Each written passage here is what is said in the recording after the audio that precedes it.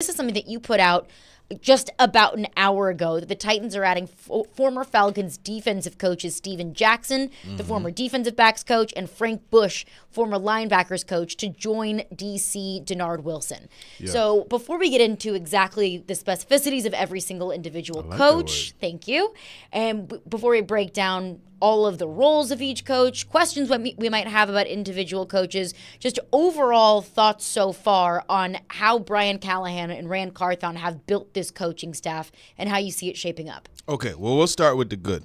There's a little bit of bad, but there's a lot of good. Obviously, getting his father to come is an awesome hire, and got to watch some of the coaching clinic. There's a group called Glazier Sports Clinics. Mm-hmm.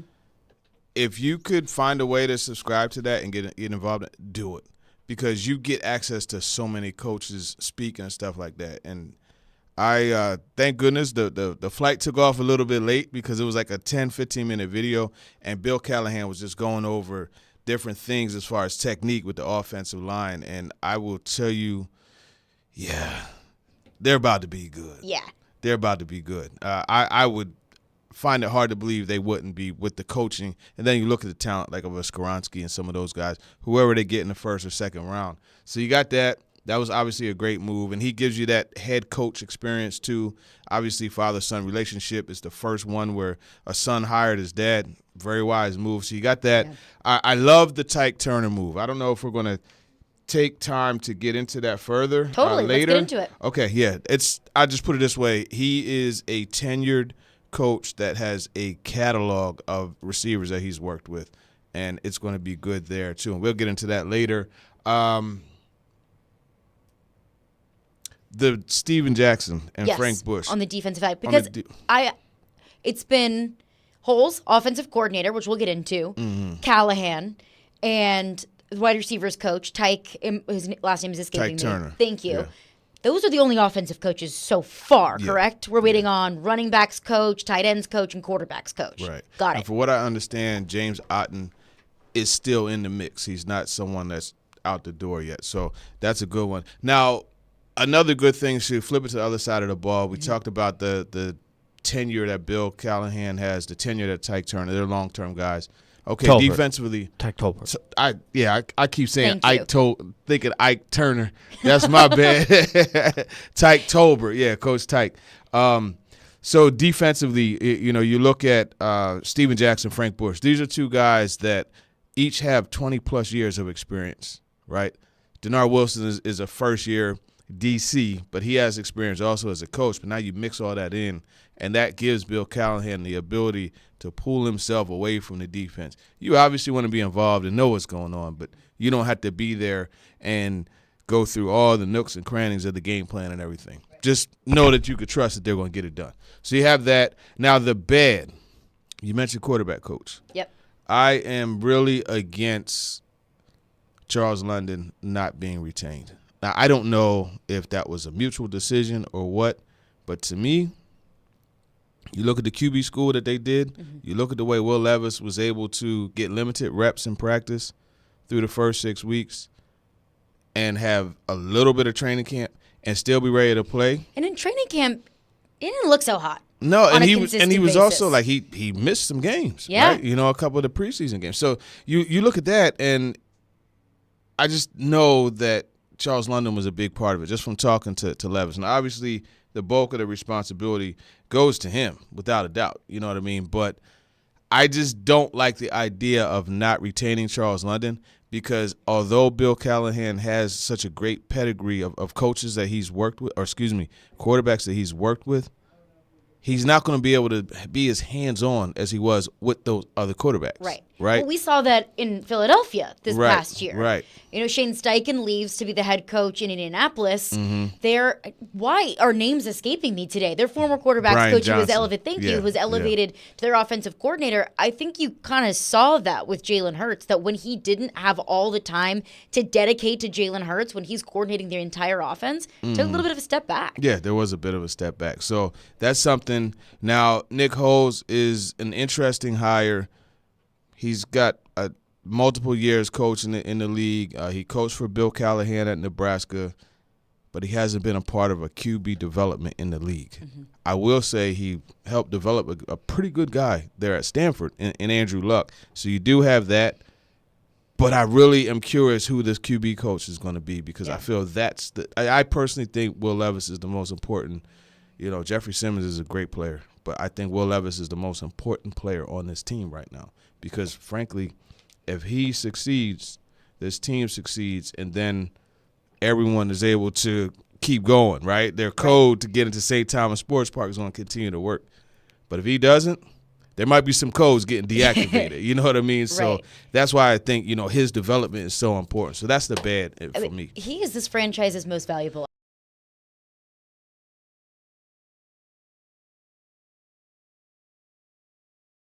history of working with and developing young quarterbacks. Mm-hmm. That should be the number one priority of this franchise, and I do believe that it is. It is your quarterback, ideally, of the future. You don't trade up in the second round to take Will Levis just with hoping and praying that he can turn out to be the quarterback for the next 5 to 10, 15 years. You're believing he gives you a shot, Right. And as we look at the coaching staff as a whole, TD, I had a concern that I think is dissipating a little bit more as we start to see more and more coaches get hired.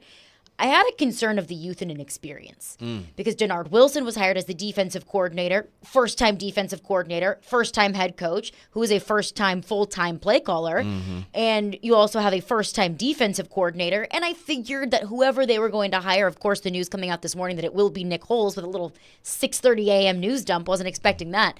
Yeah. First-time offensive coordinator. That doesn't bother me as much because I kind of assumed that it would be. Mm-hmm. Like, what tenured offensive coordinator is going to come in to not be the play caller? But I thought head coach, both coordinators, both in their role for the first time, that inexperience makes me a little bit nervous. But the hiring of some of the assistant coaches as some of the mentors, like Terrell Wilson leaving, I thought... Hate seeing him go. I hated seeing him go for so many reasons. One, because look at what he was able to do with what he was working with. I mean, Tier Tart was an undrafted free agent. Kyle Pecco. But he's, And also because I thought that could be a really good mentor and sounding board for a young first-time defensive coordinator. Mm-hmm. Well, here's the thing. You look at Steven Jackson, you look at Frank Bush, and you mix in Bill Callahan, you're adding almost 100 years in coaching experience. Right. So that was a very, very smart move on Rand Carthon and Brian Callahan's part to bring those guys in. All right, we'll continue to get into the coaching conversation. I want to get into Bill Callahan. Really what this means, how massive this could be for the Titans coaching staff. Plus, what will Nick Holes' role be as a non-offensive play caller, offensive coordinator? What's the role and what's the dynamic and relationship between he and Brian Callahan, and probably more importantly, Will Levis? We'll get into that coming up next, and we are into your phones up next as well. 615-737-1025 is our phone number. Stillman and Company, 1025-1063 The Game.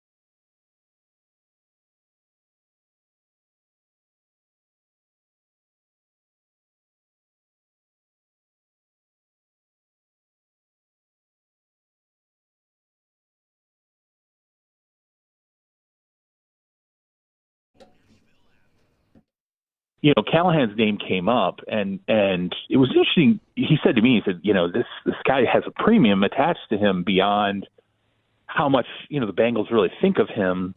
It's this attachment of Bill Callahan, obviously his father, who's the offensive line assistant at the Cleveland Browns. And I hadn't really thought about it, but I went back to my notes in training camp, and there was a general manager who I was sitting with one day, and we were just kind of talking about the difficulty of dealing with offensive line development in the NFL. And he told me, he said, look, man, the two most important assistant coaches who are not coordinators in the NFL right now, Jeff Stoutland and Bill Callahan.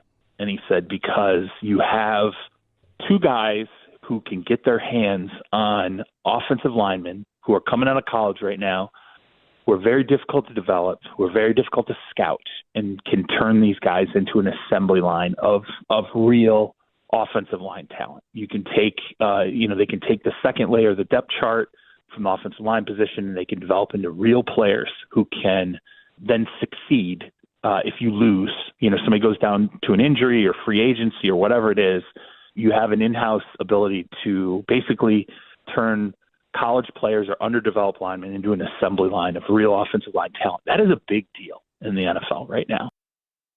That was Charles Robinson, Yahoo Sports, on with Robbie and Rex Road last week. So this was right after the announcement was made that Brian Callahan would be the Titans' next head coach. Caroline Fenton, Teron Davenport in for Jared Stillman today. And one thing I think, TD, that's kind of tough for fans to get too excited about with these positional coaching hires is, never heard of this guy before in my life. I don't know what he's done. It's tough for me to know what exactly of a linebacker group or receiver group was due to your coaching, or was it the offensive coordinator, or is it the personnel? But when I hear that clip and I hear every person that's dialed into the NFL and has been in tune with the NFL for a significant period of time, that makes me feel even more encouraged and excited about the hire of Bill Callahan. You hear Charles Robinson saying there, two of the most important, if not the two most important assistant coaches in the NFL. One, Jeff Stoutland, the offensive line coach in Philadelphia. Mm-hmm. Two, Bill Callahan, now the Titans' next offensive line coach. Is that something that you agree with? Yeah, I mean, you look, I'm just excited to get to see both of these guys firsthand. Yeah. Because 2 years in Philly watching Jeff Stoutland. You look at Jordan Mailata, the guy who caused Andre Dillard to be expendable. Yeah, when you have an O-line coach, because it all starts up front in the trenches, and it's such a premium position, and when you have somebody that can go out there and make sure the technique is, to use Brian Callahan's phrase, the standard is set, and what it looks like is set. Mm-hmm. And when you have somebody that is so long tenured in the league and able to clearly establish that standard and understanding of what the expectation is, it's an awesome thing. Yeah. At any position, but especially the offensive line, which is an area that's so important for them to improve. I think Dylan Radins is going to be a better player. Could he be the right tackle? Possibly. Could he be the left tackle and they go right tackle in the draft? I mean, there's some right tackles that'll be available in the second round. Mm-hmm. There's some left ones too. So it's just looking at the ability to take the talent. And it doesn't have to be underdeveloped talent or, underperforming talent. You're going to get some pretty good players there if you make a selection at 7 or 39 or wherever it is. So to have somebody to cultivate that is major. One thing I think that's massive about this for me, to a certain extent, it eliminates a lot of the questions or the mystery that we've been asking ourselves this past year of how much is it like Peter Skoronski just might not come to fruition, and how much of it is coaching. Mm-hmm. Now that Bill Callahan is coming in, well, I don't have to ask myself, is it not great coaching or is it not a great player? Like, if you can't get the most out of an offensive lineman from Bill Callahan, maybe it's just not going to work out. Like Jeff Stoutland not getting the most out of Andre Dillard and saying, look, I'm sorry, this guy's not a first-round pick. He's not a starter for us. If Jeff Stoutland can't do it, no one can. So it kind of eliminates that mystery to me. It gives me a little bit more clarity. But the question still remains with the offensive line. And obviously, it was horrible for the Titans this past year. They were so limited in what they could do in the passing game and what they could do in the run game and what they could just do overall offensively because the offensive line was so bad. How much can Bill Callahan really do in 1 year? Like, how much of it was personnel, how much of it was coaching, and how much can you improve a unit that struggled so much in the span of a season? I think a significant part of it was still personnel. The left tackle position, you had two guys pretty much split the time there. Both of them finished top 10 in sacks allowed. Like, that's bad. That's bad. So that is something you have to factor in. Although he's a great coach, he's not a magician. Mm-hmm. So they're going to have to get players in here. Yeah. But the thing that I think you look at, and this is no slight on by the way, I ran into Keith Carter at the Senior Bowl, too. No way. There's no slight on Keith Carter. He's in New York. New York, right, with the Jets. There's no slight on him. There's no slight on Jason Harderlang, who, is assistant O-line coach with the Bears.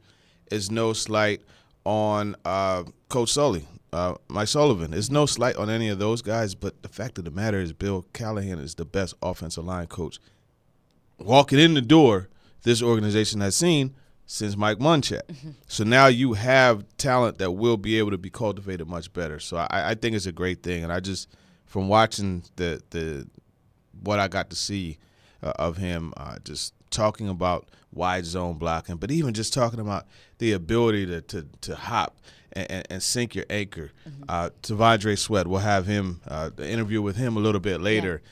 And I watched him go against this guy from Arkansas, one of the centers, and he tried to do that same hop move, and Sweat just folded him over because he's so big. But you wonder, okay, if he'd have done it the way Callahan explained, would it have been a different result? Probably not, because Sweat is just massive, overpowering. Good. But it's still something to think about, Another thing, too, when we talk about the importance of things for this team, obviously Will Levis is going to be at the top of that list because he is your future. Yeah. But Peter Skoronski is still your first-round pick. You can't afford to miss on a first-round pick, especially at that position, especially with how much of a need it is for the Tennessee Titans. Like, if you can just set Peter Skoronski, set it and forget it. Like, all right, we're set here at the left guard position or left tackle or wherever Bill Callahan wants to put him. Yes, you still have probably 4 more holes to fill, but you at least feel good about that one. Yeah. That's another thing, is investing in your first-round pick. Of course you're going to invest in your young quarterback, but Peter Skoronski is still your first-round pick. And you haven't been hitting on very many of those recently. Yeah, and you take that talent and you have someone, like I said, that could cultivate it. You're on the way towards a really good player. I know in talking to, and that's something we'll get into about Skoronski a little bit later, talking to different personnel, a lot of people saw him where he is, you know what I mean, at the guard position. But I think, you talk about, or Charles Robinson, he talked about, like, creating a factory, right? Yeah. Well, if you think offensive line, you think college, you think factory, Wisconsin comes into play, right? Well, you know who really set the tone and the expectation that Wisconsin linemen are going to be good? Bill Callahan. So you have that. I just think it's Wisconsin or Nebraska? Oh, Wisconsin. Okay. Yeah, he coached there too. He did coach in Nebraska too. So looking at this, and that's when he crossed paths with Nick Holtz. He hired him to be I think it was a video board operator. That he eventually moved on to another school. But yeah, When you think Big Ten, you think offensive linemen. I was the same way. Yeah, you think guys and you think with Barry Alvarez as the coach, like that was the thing. Block and run, and that's what they did. All right, I want to get into your thoughts on this, your reaction to some of the Titans coaching hires. 615-737-1025 is the phone number. Our phone lines are driven by WilsonCountyHyundai.com. James in Ashland City is on the line. What's up, James? Hey, how's it going? It's good to have a little extra TD this week. Thank you, TD. It's good to provide it, man. TD Power Hours. Love it. I just wanted to kind of, first of all, I agree with what y'all said. I think this organization's made some really good calls on some position coaches, and I think that's going to bear fruits, especially on the offensive line, like you mentioned, TD. What I wanted to ask you, and I hope you guys don't think it's too far out, but TD, if you were the one who was making the decision on the draft with our picks where we sit now, notwithstanding any trades or any trading down, as it stands now, where would you go first? Would you go offensive line, wide receiver, or somewhere else? And my last question, and I'll listen to both these off air. Don't hang up. Where does this offense, this coaching regime, do they have a place for Derrick Henry? I would love for him to retire as a Titan. Okay, now you asked. Think about that? Yeah, you asked what direction. Okay, who's available? That's because I don't just draft a position. We may have lost him. Okay, so here's the deal. If Olu Fashanu or Joe Alt are not there, I'm not drafting a lineman. Mm-hmm. Just not going to do it. Because and this is also provided that Rome Odunze or Malik Neighbors are gone. Mm-hmm. Are available. Would you put those two above Marvin Harrison?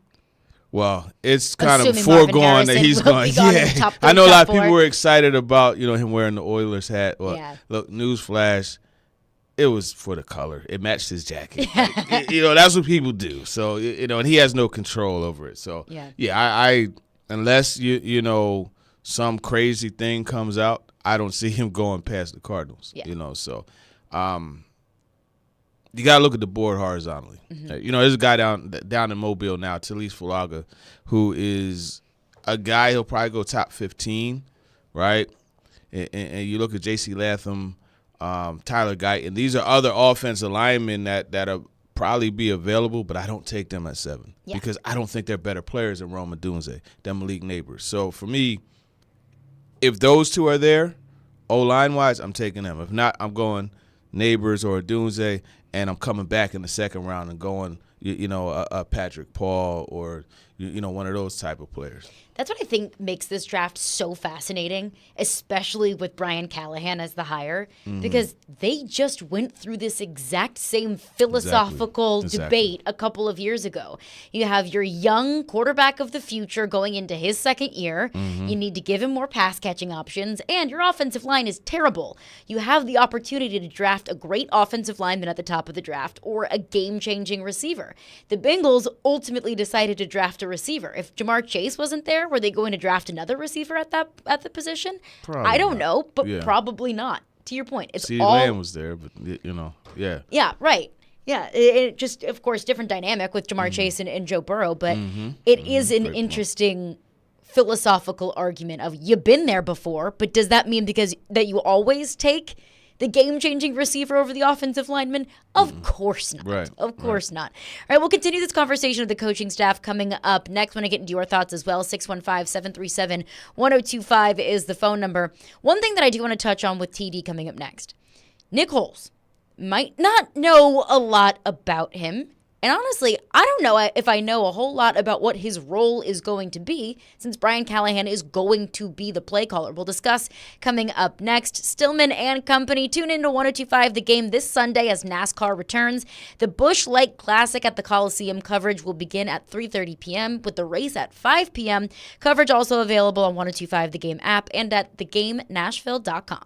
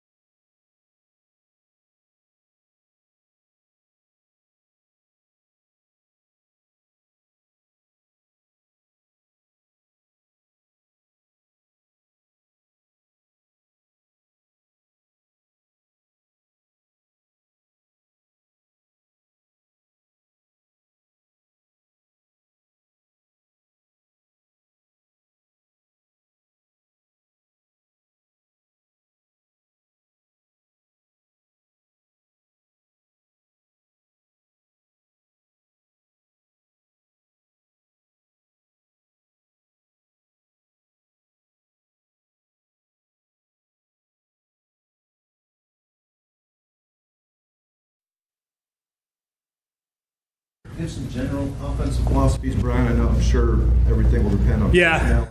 I think the biggest thing that we want to do to start is put the players we have in great position. Let them be able to find their roles, define what those roles are for them, and put them in the matchups that we feel are to our advantage. That's a very broad, general offensive philosophy, but that's sort of the starting point. We want to be great detail in the passing game, route definition, route spacing. Want to be able to complete balls at a high percentage. That's always going to be the goal. The run game, we still want to be physical. Don't get that part twisted. That's been part of the Titans' identity for a long time, and it will continue to be. We'll be a physical football team, and we'll be able to run the ball the way we need to win football games. But that's probably the best way I could say it without going too far in the weeds. So we know that Brian Callahan is going to want to throw the football. And this is going to be Brian Callahan's offense. Caroline Fenton, Tron Davenport in for Jared Stillman today. So Nick Holes early this morning was named as the Titans' next offensive coordinator, who's most recently the pass game coordinator for the Jacksonville Jags, spent a long time with the Oakland Raiders and then Vegas Raiders. That's how long he was there. He was both cities. He worked with Bill Callahan, Brian Callahan's dad, Bill Callahan, now offensive line coach for the Tennessee Titans when they were at Nebraska. But TD, what is Nick Holes' job entail? And I don't mean that in like, what is he good for? I mean that in, if the head coach is the play caller, what are his major roles and duties going to be? Well, the good thing is, as the play caller, you're kind of like presenting the finished product, right? You're like the salesperson who gets sent out to the streets to sell the product. And what goes into actually building a product. And I think that's the thing. So you look at Callahan, you look at even Eric Bieniemy, Doug Peterson, Matt Nagy. These are all guys who did. Mike McDaniel, Zach Taylor. These are all guys who didn't call plays, right, but they played key roles in building and developing, constructing the offense. Brian Callahan did the exact same thing. And there's also, like, you look at the case with the Bengals, Callahan was in the mic talking, and then there was a certain point it was cut off, but although he didn't directly call the plays, rest assured that he had input on it. And then you have the scripts that they put together. You have, sitting down with the quarterback, and I always love to talk to the quarterbacks about that because it's interesting just seeing how that kind of comes together. And it turns out last year for the Titans, there were times where, although Ryan Tannehill wasn't playing, he had input on what was up and what was down. So you have that also. Right. But first and foremost, it's the constructing of the offense. Figuring out, okay, what are some things that we could do to showcase this, this, and this? And how are ways that we could counter it? So to answer your question, he's going to help build it. Mm-hmm. That's what his role is going to be. And it's also going to be, he's going to help execute it as far as, the input in the play calls and those things. Because there's a lot of conversation going on the headphones and the mic during the game. And his history, or at least recent history, is in the passing game. Yeah. What is his role do we expect to be with Will Levis? Because when I talk about the offensive philosophy, to me, I always have to tie it back to Will Levis. Mm-hmm. What are you going to be working on with Will Levis? What is your relationship going to look like with Will Levis on game day, in practices? Who's going to have the most one-on-one communication with Will Levis? Is that going to be Nick Holes? Is that going to be the eventual quarterback's coach? How much do they work in tandem? Mm-hmm. I would imagine the quarterback coach would have the most, but if you remember, like, practices during camp, you had Charles London there, obviously working with Levis, but and Tannehill and Malik Willis, but you also had Pat O'Hara there. Yeah. You know what I mean? So I would imagine having a guy who's so ultra offense, I would imagine Callahan is going to float around the offense, right? Mm-hmm. The other positions. Go over there with the quarterbacks, obviously, because we know that's his passion of all passions. Because football, period, is clearly his passion, but, his baby. You know what I mean? The youngest daughter. You know what I'm saying? I think that's going to be the case. So you'll see him over there. But I would imagine that there will be more time spent for Nick Holes with Levis as well as the QB coach. What do you make of the hire? Do you like it, the hire of Nick Holes? My grade is incomplete. And I tell you what's funny. So my friend Brendan Marion, and I tweeted it earlier. I said I want to see him get a shot as an OC because he took over for Nick Holes. And, the offense took off. But that's not a slight on Nick Foles at all. Brandon Marion is just that good. Right. And if you don't believe me, check the internet. You know what I mean? And you could go back and you watch actually Zach Taylor, and that's so crazy. It just hit me. I kept thinking, who was the one using some of his concepts? Is Zach Taylor. So what he does, he has a lot of, it's called the go-go offense, where he has two backs. Now, I'll get off the tangent in a second, but just he uses two running backs at the same time. Sometimes it'll be in pistol, and you have both running backs next to the quarterback in pistol, like to one side. And there's just so many different things that they do. There's actually a book out. He wrote a little book about his offense. But, yeah, I only say that to say, like, he went there and it got better. So I don't know. You know, I'm not going to put all that on Nick Foles at all. Right. But I'm just curious because I don't know. But I do love the fact that he's worked with Peterson, Press Taylor, the offensive coordinator. You know the Philly special? Mm-hmm. Yeah.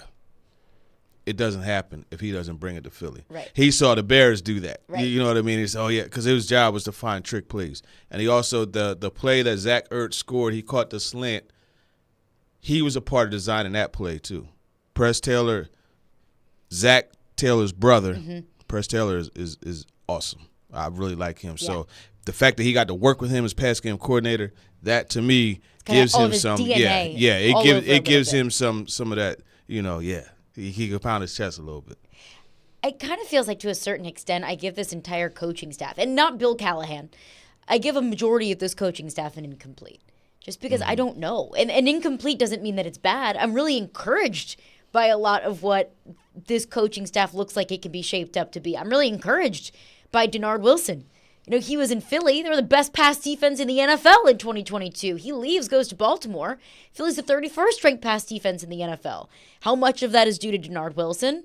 I don't think that C.J. Gardner-Johnson is the difference between 1 and 31. He was hurt most of that year, too. Yeah, right. Exactly. And then you look at Baltimore this past year, a top 5 pass defense in the National Football League. Kyle Hamilton is an all-pro this past year. Playing like crazy. I don't know how much of that is due to Denard Wilson, but I'm going to guess a bit. Like, part of it is due to Denard Wilson. I don't think it's a coincidence, right? I don't think it's a coincidence. I don't think it's a coincidence. So while I'm encouraged, I don't know. Mm-hmm. Well, I like the fact, so you don't usually get players coming out and saying, hey, look, while the guy is in the building, the coach that is coaching the position, you don't normally get a player saying, you know what, so-and-so should have got his job. Yeah. But Darius Slay said, specific because Sean Desai and Matt Patricia, they were in the building, in the NovaCare complex. Mm-hmm.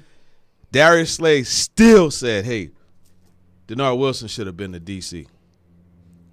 That says a lot. Yeah. You know, and then you could also look at, you know, he goes to Baltimore, and you have, and it was cool because I remember Ronald Darby when he first came into the league out of Florida State. Mm-hmm. He's a Baltimore kid, right? He goes and returns to the Ravens. He starts playing for the Ravens, his hometown. Marlon Humphrey goes down. Ronald Darby steps in and plays like an all-pro. Yeah. I think a lot of that has to do with you know, the coach at the position, Denard Wilson. It has to, at least to a certain extent, right? And that's what gives me encouragement. And that is one thing that I'm holding myself to is how am I to criticize the coaching selections? How am I to be overly critical or tear it apart too much because we don't have a sample size of what it looks like? We can criticize after 1 week of some decisions that we didn't like or praise decisions that we did like. Mm-hmm. But until we actually see a product on the field, there's not much that I can say beyond I'm encouraged, this is what I like, and these are still what I have questions about. One of those questions is experience level.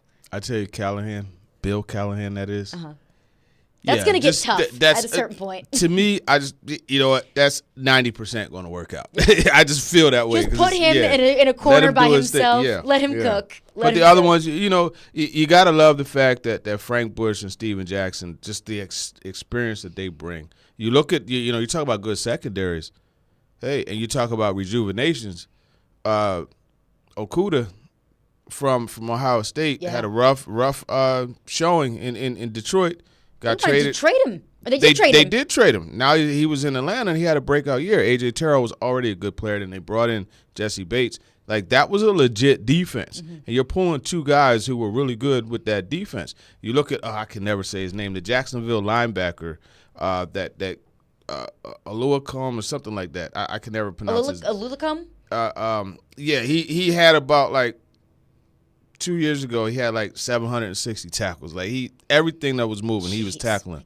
But he cut his teeth with Frank Bush as his coach. So you got a lot of good things with these guys. Right. I'm not gonna say it's guaranteed to work, but they have some good skins on the wall, so to speak.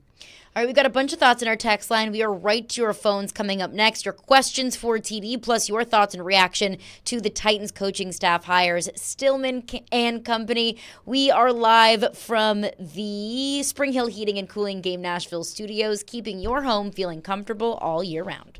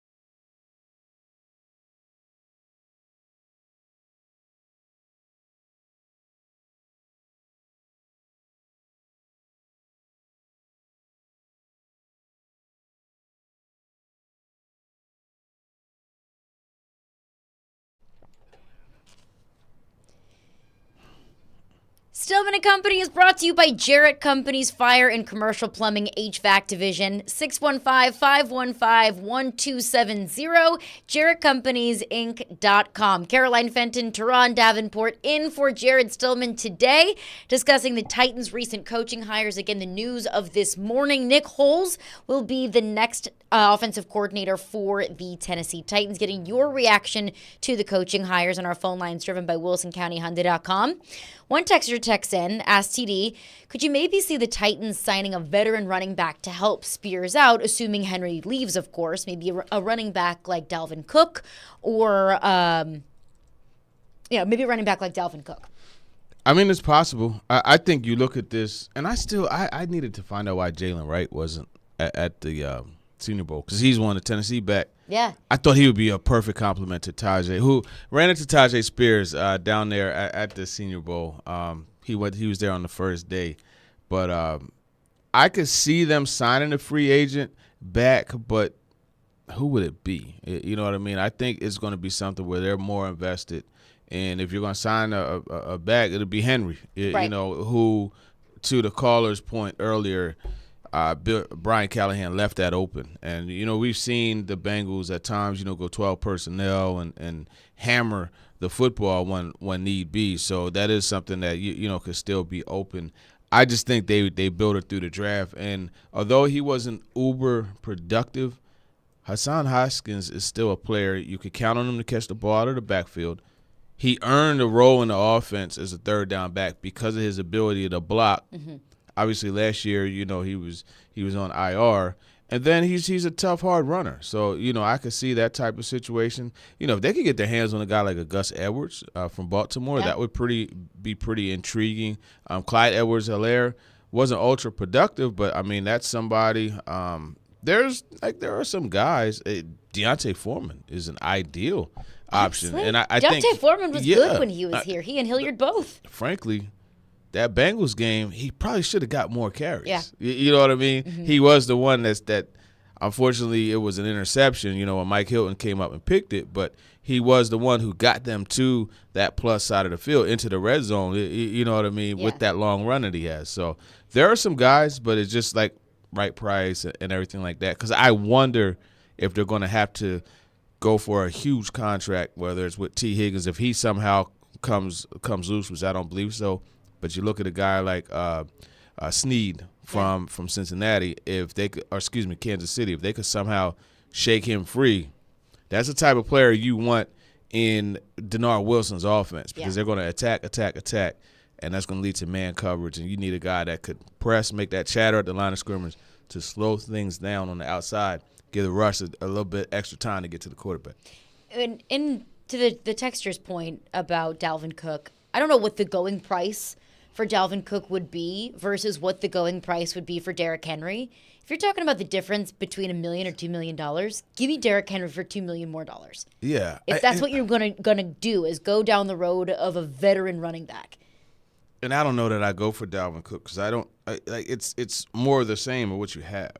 You know what I mean? It's more the same of what you have. So I think when you look at that, Zach Moss is another one, and we saw what he could do, right? You remember the game there in Indy and what he did. So what did they say? Made him look like – who did Jeffrey Simmons say he reminded him of? Le'Veon Bell. Of Le'Veon Bell. Zach Moss, Le'Veon Bell. One texter texted and said, what about drafting Blake Corum? Do you think he'll be a first-round pick? No, I don't think he'll be a first-round pick. Top 2, pick. top 3? Maybe day 2. Mm-hmm. Yeah, I mean, I can see him be like a third round. Late second, like something in there. But it's so early. Like, it's hard to predict that. But we got to see some backs that I think would be good options to complement Tajay Spears and Ray Hassan Davis. Haskins. You read my mind. Yep. We got a Ray Davis I interview love Ray if you want Davis. it. Yeah, we have absolutely. One of it. Yeah. I'll send it in. We'll check it out. So. Awesome. I love Ray Davis. Yeah. He is so fun to watch. Another texter texts in and says, what if Callahan moves Skoronski to tackle? Does that say anything about Mike Vrabel? It just says they have differing opinions.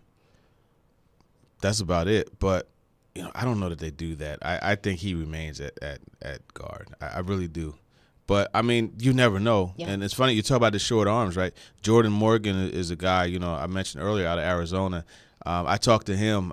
That interview was on Talking with TD for this week. And, we talked about the short arms. And he was like, man, I've done it all my life with short arms. Yeah. So what makes me think I can't do it? Yeah, exactly. Yeah. So, and he mentioned just like everyone else with short arms, they always point to Rashawn Slater. And it's like, yeah, I get it. But, not everyone is he's Rashawn unique. Slater. Yeah. I was listening to the Locked On Bengals podcast. I think you and I probably listened to the same podcast. Mm-hmm. This was last year before the draft. They asked Brian Callahan about some of the offensive tackles in this year's draft. And he said, yeah, I think the best tackle in this year's draft is actually that kid out of Northwestern who I think is really more so a guard. Mm-hmm. I'm like, okay, all right, this was a year ago. And that doesn't necessarily mean that opinion is correct, but that is the opinion that he has. So yeah. I don't think that it's one that's going to be changing.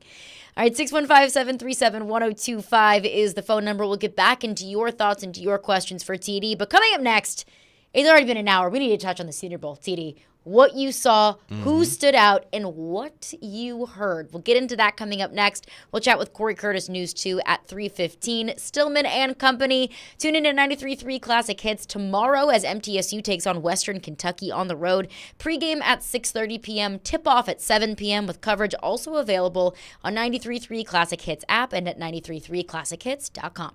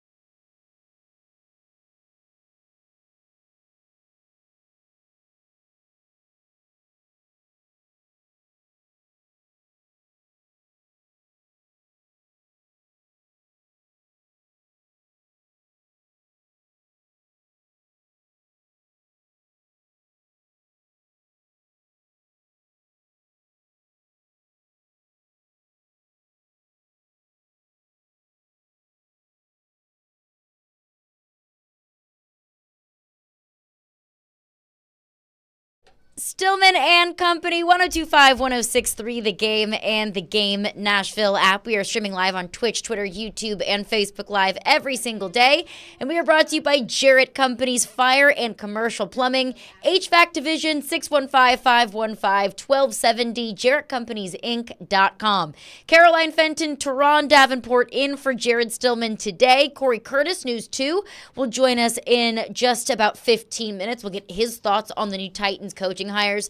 But Titi, you were in Mobile this past week at the Senior Bowl, and I always love this time of year because it is Titi's guys season. The guys that maybe aren't household names, maybe aren't projected to be first or second round picks, but guys that you see maybe at East West Shrine Bowl and the Senior Bowl, the tape that you've broken down, that you're like, yeah, that guy is special. Who stood out to you this past weekend at the Senior Bowl? This past week, rather, at the Senior Bowl? Yeah, there are a bunch of guys. Obviously we talked about Michael Penix Jr. and his passing ability, but I have fun talking to you about Adisa Isaac. He's a guy that the TD stamp is on him. I really like him, and as I was telling you, the matchup that he had with Talise Fuaga, who is one of those guys that if he gets his hands on you, like, you might as well just stop playing. I'm saying that jokingly, like, you always want to play through the whistle, but their matchups were really fun to watch, and I just love the way that he was able to make adjustments after taking an L, you know what I mean, and an L for a lesson, right? And so he came back, and he had a really good – he brings so much juice off the edge, and he's active, and he's always getting pressure. He gets the sacks too. So you got him. There were a few. So we look at the national team, which was the first team that we saw. Roman Wilson was another one. Which team did Terrell Wilson coach? Williams coached the American team. Williams. No, it's all good. We'll get into them in a second because they got your guy Ray Davis on there who stood out. I love Ray Davis. You look at Ricky Pearsall out of Florida. One of the things I really liked with him is just the way he tempoed his routes, right? And he changed the speed in it. And you saw him like, he'll leads off the ball real hard and break down and then take off. You know what I mean? They break down like as if he's going to run because he's working a lot from the slot. So he would break down like as if he's going to run an in-breaking or a quick out-breaking route and then take off. And you see the DB like, oh, and then try to turn around and run with him. So he's not the fastest guy, but he was able to get open because of how he tempoed. I really like that. Roman Wilson.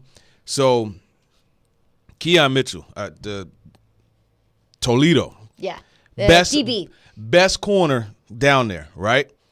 Had a great day. Practice is almost over. They have a competition period. The coach calls Keon Mitchell to the center. Who do you want to guard? He said Roman Wilson. I was standing next to Roman Wilson, number 1 from Michigan, the speedy receiver.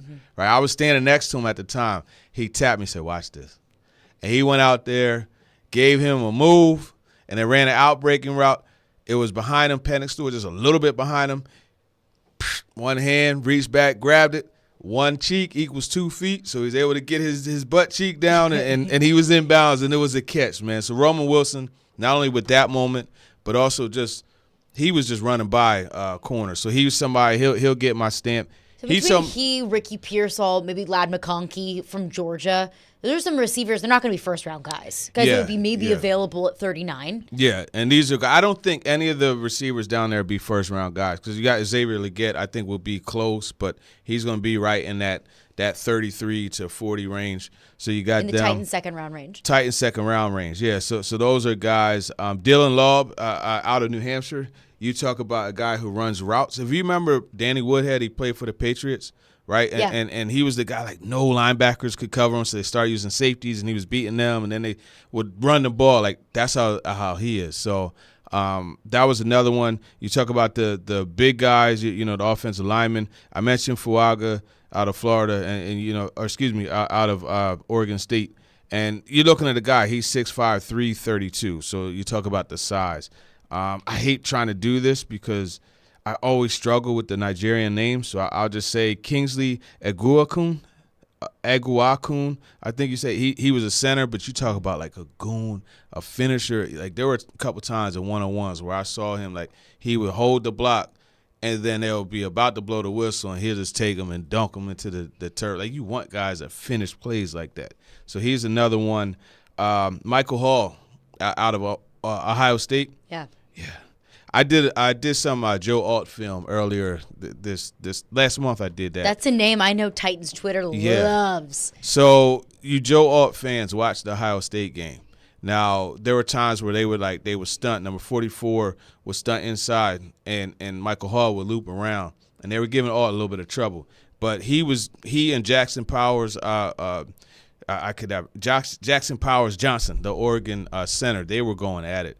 But he's a guy like very active. He's undersized. He kind of reminds me of Ed Oliver, if you remember him coming out of Houston. He's in Buffalo. Yeah. Just that guy. He's not the biggest, but he's physical. He's active and stays at it. And there were a couple times where, he got off the ball, got a sack. He ran with the quarterback, knocked it down, as he tried to throw. So that's another one. Latu, out of he's UCLA, he's a problem. Yeah, just very polished pass rusher. So those are a few guys on the national team. They also have long corners. My guy Emery Hunt, it's funny. He has a phrase for corners like these two of them. I mentioned Cam Hart and Kyrie Jackson. He calls them Metroid-like corners. And if you remember the game Metroid, the video game, it was for Nintendo. And it was just, how could I put it? It was just like he was a prototype. The Metroid character, he was a prototype, ready for any situation. He had something for every situation. And that's what he refers to these long guys. We got Cam Hart out of Notre Dame, 6'2", moves really well. Kyrie Jackson, 6'3", out of Oregon. These are both guys that, even though they're big, they could get in and out of their breaks really well. Yeah. And when you have corners like these guys, receivers will try to run like those routes where they work their way back to the quarterback, comebacks and curls and quick hitches and those type of things. But these guys were able to kind of backpedal, plant and drive and knock it down, and normally you try to route longer DBs like Richard Sherman, right. You know what I mean? But they were good. You look at the American team, and I'm just trying to run through it really fast. T'Vondre Sweat, man, this guy is You've been gushing about T'Vondre Sweat all day. I love big guys that run down screens or run plays to the other side. Big guys that don't run like big guys. Yeah, and he's at least 365, 370. Woo. I was talking to him, and I finally just broke it. I was like, yo, man, what the heck do you eat? Yeah, you know what I mean? It's like, how do you get to look like this? How much money do you spend on groceries? Yeah, he just joked. He said he's very careful with what he eats because he'll eat a cheeseburger and it'll just stay with him, So he's very selective in what he eats. But he's also a hooper, you know what I mean? But I watched him. There were a few reps, and I started to feel bad for the guys he was going against because you get 360-plus pounds just weighing on you. The center from dangerous. Arkansas, he tried, but he got folded, and it was bad, man. But it's like, what do you want me to do? So he's somebody, I really like what he said about working with Terrell Williams. He actually said that Jeffrey Simmons is a guy that he's watched because of the hands and stuff. So I liked him. Tyler Guyton was really interesting because this guy, he's a right tackle, 6'7", 328, but they flipped him to the left side. Little less of a product there, but it's going to be that way because your muscle memory, you're so used to dropping and your hands and feet being married. It's going to take in time. This direction as opposed to that one. But he is such an athlete, man. And I remember he walked by, and I'm just like, just keep looking. You're like, when is the end? Where is your head? Yeah, 6'7", 328 pounds. Jeez. Then on the opposite side of that, you have Patrick Paul out of Houston, 6'7", 6'8", 333. But his footwork, there's a video I posted of one-on-ones, right? And he's on the left side. So he kicks back his leg, right? And the guy just like an outside move and then comes back inside. And the way his feet were, he got caught and his feet were in a bad position, but he hopped real quick and got him right. And I'm like, how do you do that at that size? With you know what I 330 pounds, I Yeah. did see that video that you posted, and when I first watched it, thought it was at 2x speed. Because that's what it felt like, because of how quick he was. Yeah, and it turns out Sam Phelan from A to Z talked to him, and it turns out he's a boxer, right? Makes sense. And he took up boxing when he got to Houston. And and you go back and you look at it like that was the type of move, like a boxer is here, and you got a real quick turn so you could get that left uppercut or hook or wherever you want to land, or the right one, turn from one side to the other. 36-inch arms, too. But I just really like watching him because he's another one that finished. He take at the end of the play. You take them and you dunk them. Right. And it's not dirty. It's just that, look, man, like, I'm not the one to stop playing with me. You know, and that was the vibe that I got from him. So that was good. I want to get into some more of your guys before we get to Corey Curtis. But first, Kenston is on the line with a question on the Senior Bowl. Phone lines driven by WilsonCountyHunter.com. What's up, Kenston? What's going on, guys? What's up, TD? What's up, man? Question about something I thought about. A lot of fans, when it comes to draft season, we kind of talk about players that fit needs, and then free agency happens, and then it kind of changes those needs.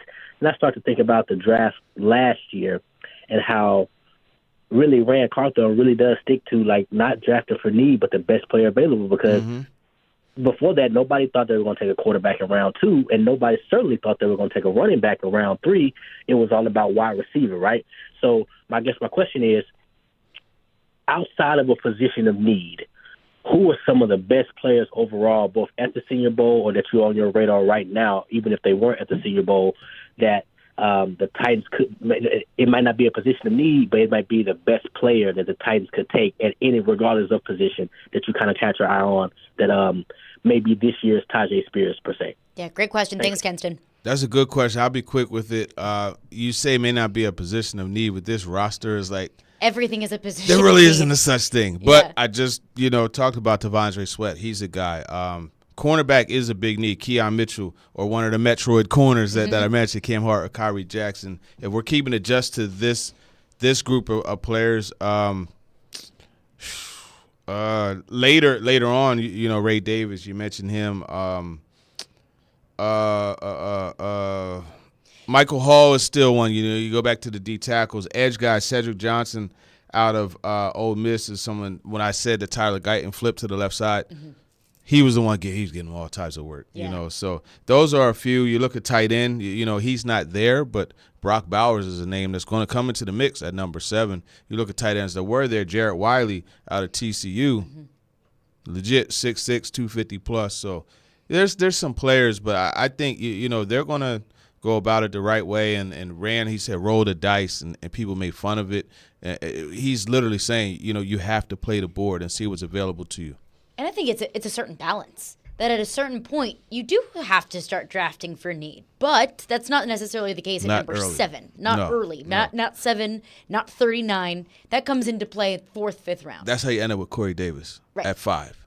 Yeah. Corey Davis is a darn good player, but he was cheated because he was drafted 5th. Not the 5th best player in the draft. Yeah, absolutely. I do, not necessarily a position of need. I want to get your thoughts on the quarterbacks that you saw at the Senior Bowl as well. But first, we'll chat with Corey Curtis News 2. He'll join us coming up next. We'll get Corey's thoughts on the Titans coaching hires. Stillman and Company, 102.5, 106.3 The Game.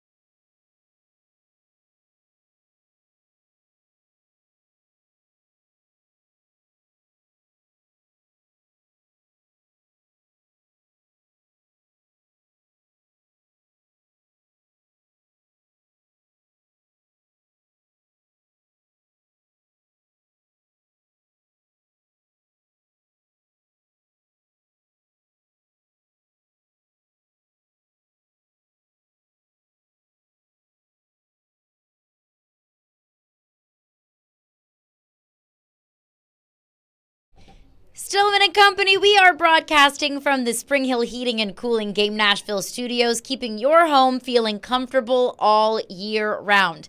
It has been a news dump of epic proportions the past couple of days as the Titans finalize their coaching staff. And joining us now to break all of that down, Corey Curtis, News 2, Caroline Fenton, Teron Davenport, in for Jared Stillman today. Corey, what do you make so far of the Titans coaching hires? Nick Foles named offensive coordinator early today. Denard Wilson named defensive coordinator. What do we make of it? Well, I think the number one thing to me is apparently this isn't the black hole horrible job that the national media made it out to be, because they're getting some pretty good coaches and coaches who are picking to come here rather than go other places. Isn't that crazy? That's a great point, Corey, that you make. I want to ask you this. The Nick Foles hire, does it concern you that they hired a guy, and I know Andrew Luck was in the picture in college, but does it concern you that this is a guy that doesn't have extensive experience developing a quarterback, being as though they don't have a quarterback coach now because the really good one they had, they let go? Well, I mean, they could still hire one. Obviously, he may still have that in the pipeline, and we've all looked at the head coach as a guy who's going to work with the quarterback, and maybe, I'm just bringing up a perchance. Maybe the reason he hires Nick Foles is because he can handle some things that will allow him to have more time with the quarterback. And it kind of in that same breath, Corey Curtis is with us.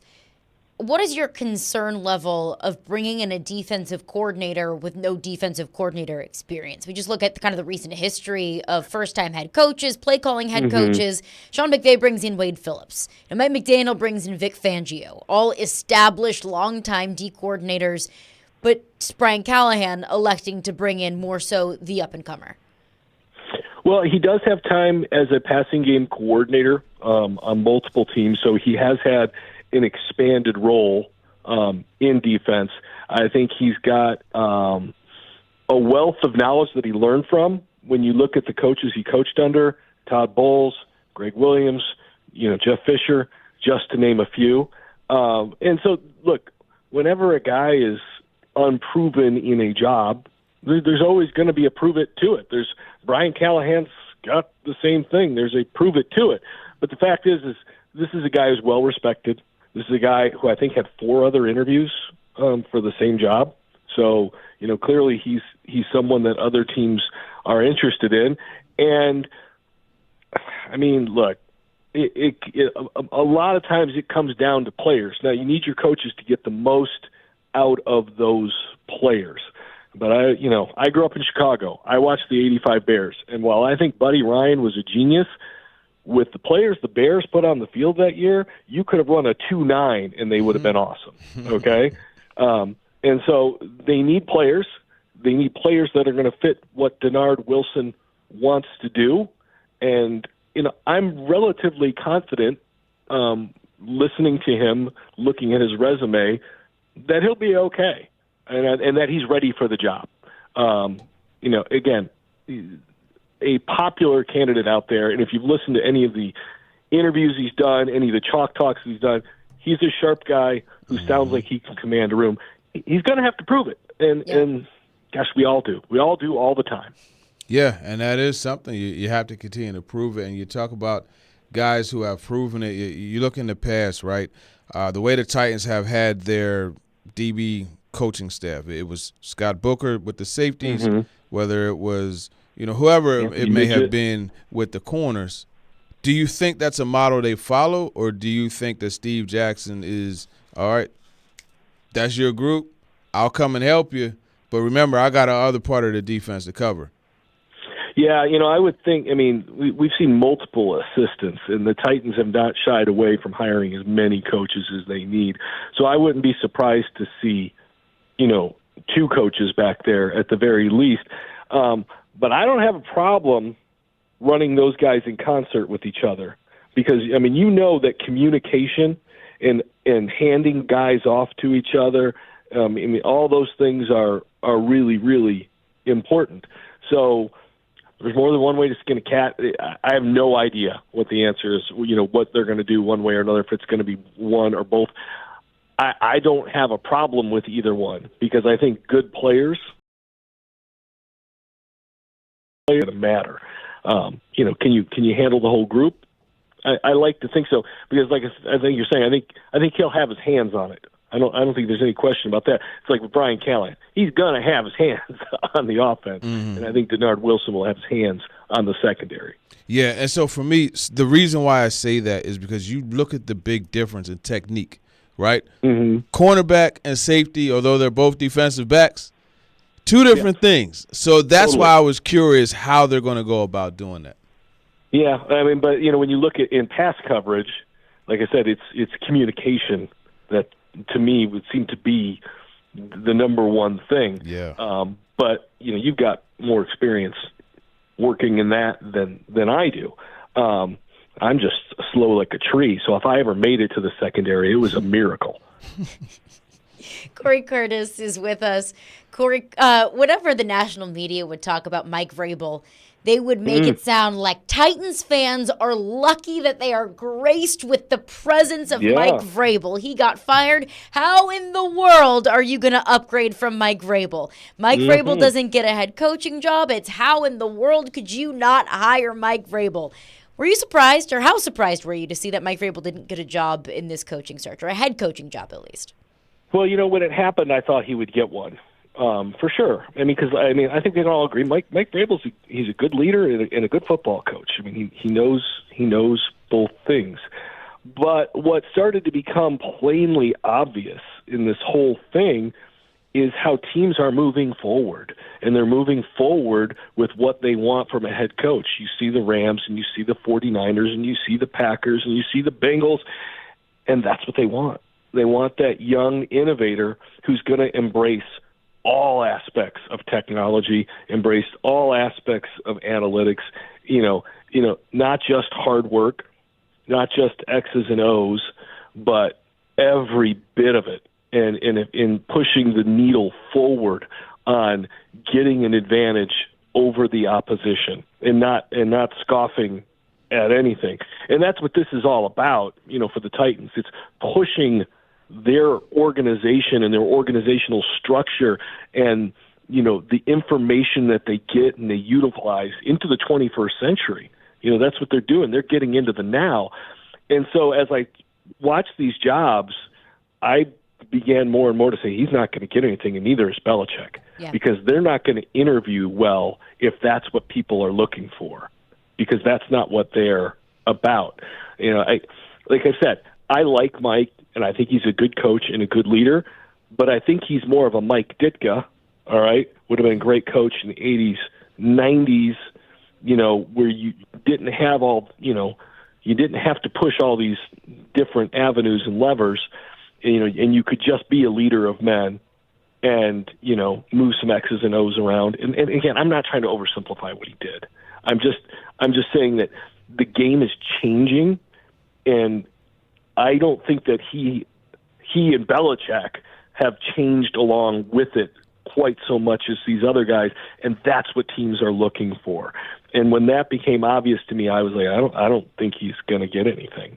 And he'll get something eventually. There'll be a team that's loaded and just needs the guy to point him in the right direction, and I think he could do really well in that scenario. Well, it's a copycat league. It is a trendy little league, and the trend right now is the offensive head coaches and the forward-thinking head coaches. You say that. I think 5 of the coaches that were hired in this cycle were defensive guys. That's what's so interesting. That is interesting. Yeah, because it's different but yeah. But are they? What did Washington hire Dan Quinn because with? They wanted to hire Dan Quinn, or because Ben Johnson didn't take the job? Yeah, I think it starts with Ben Johnson. But look, Dan Quinn got a team to a Super Bowl. And you know what though? Ben Johnson invited them to the prom, and then said at the end, I forgot to buy my ticket. He stood him up for sure. Yeah, absolutely. All right, Corey, it's a Fireball Hot Take Friday. What's your hot take this week? You know what? It's fun to see everybody tear it down and then build it back up so quickly. Everybody was just in a panic. When Vrabel got fired. And, Rand's press conference didn't go so well. And I touched on this earlier. The national media saying this is, if not the worst job, it's the second worst job out there. It's interesting, to see I guess from Titans fans, not backpedaling, but the celebration from Titan fans. I mean, who are excited about the direction of the team. But I will always say this, and it's what I touched on earlier. It's the Jimmies and Joes way more than the X's and O's, and it's a lot harder to replace good players than it is good coaches. There's a lot of good coaches out there. There's a lot of guys who can win. I think they're putting together a good coaching staff, and I think that's very important. But the reason that this team has struggled the last 2 years is because they have not been able to replace A.J. Brown. They have not been able to replace Taylor Lewan. They have not been able to replace Ben Jones.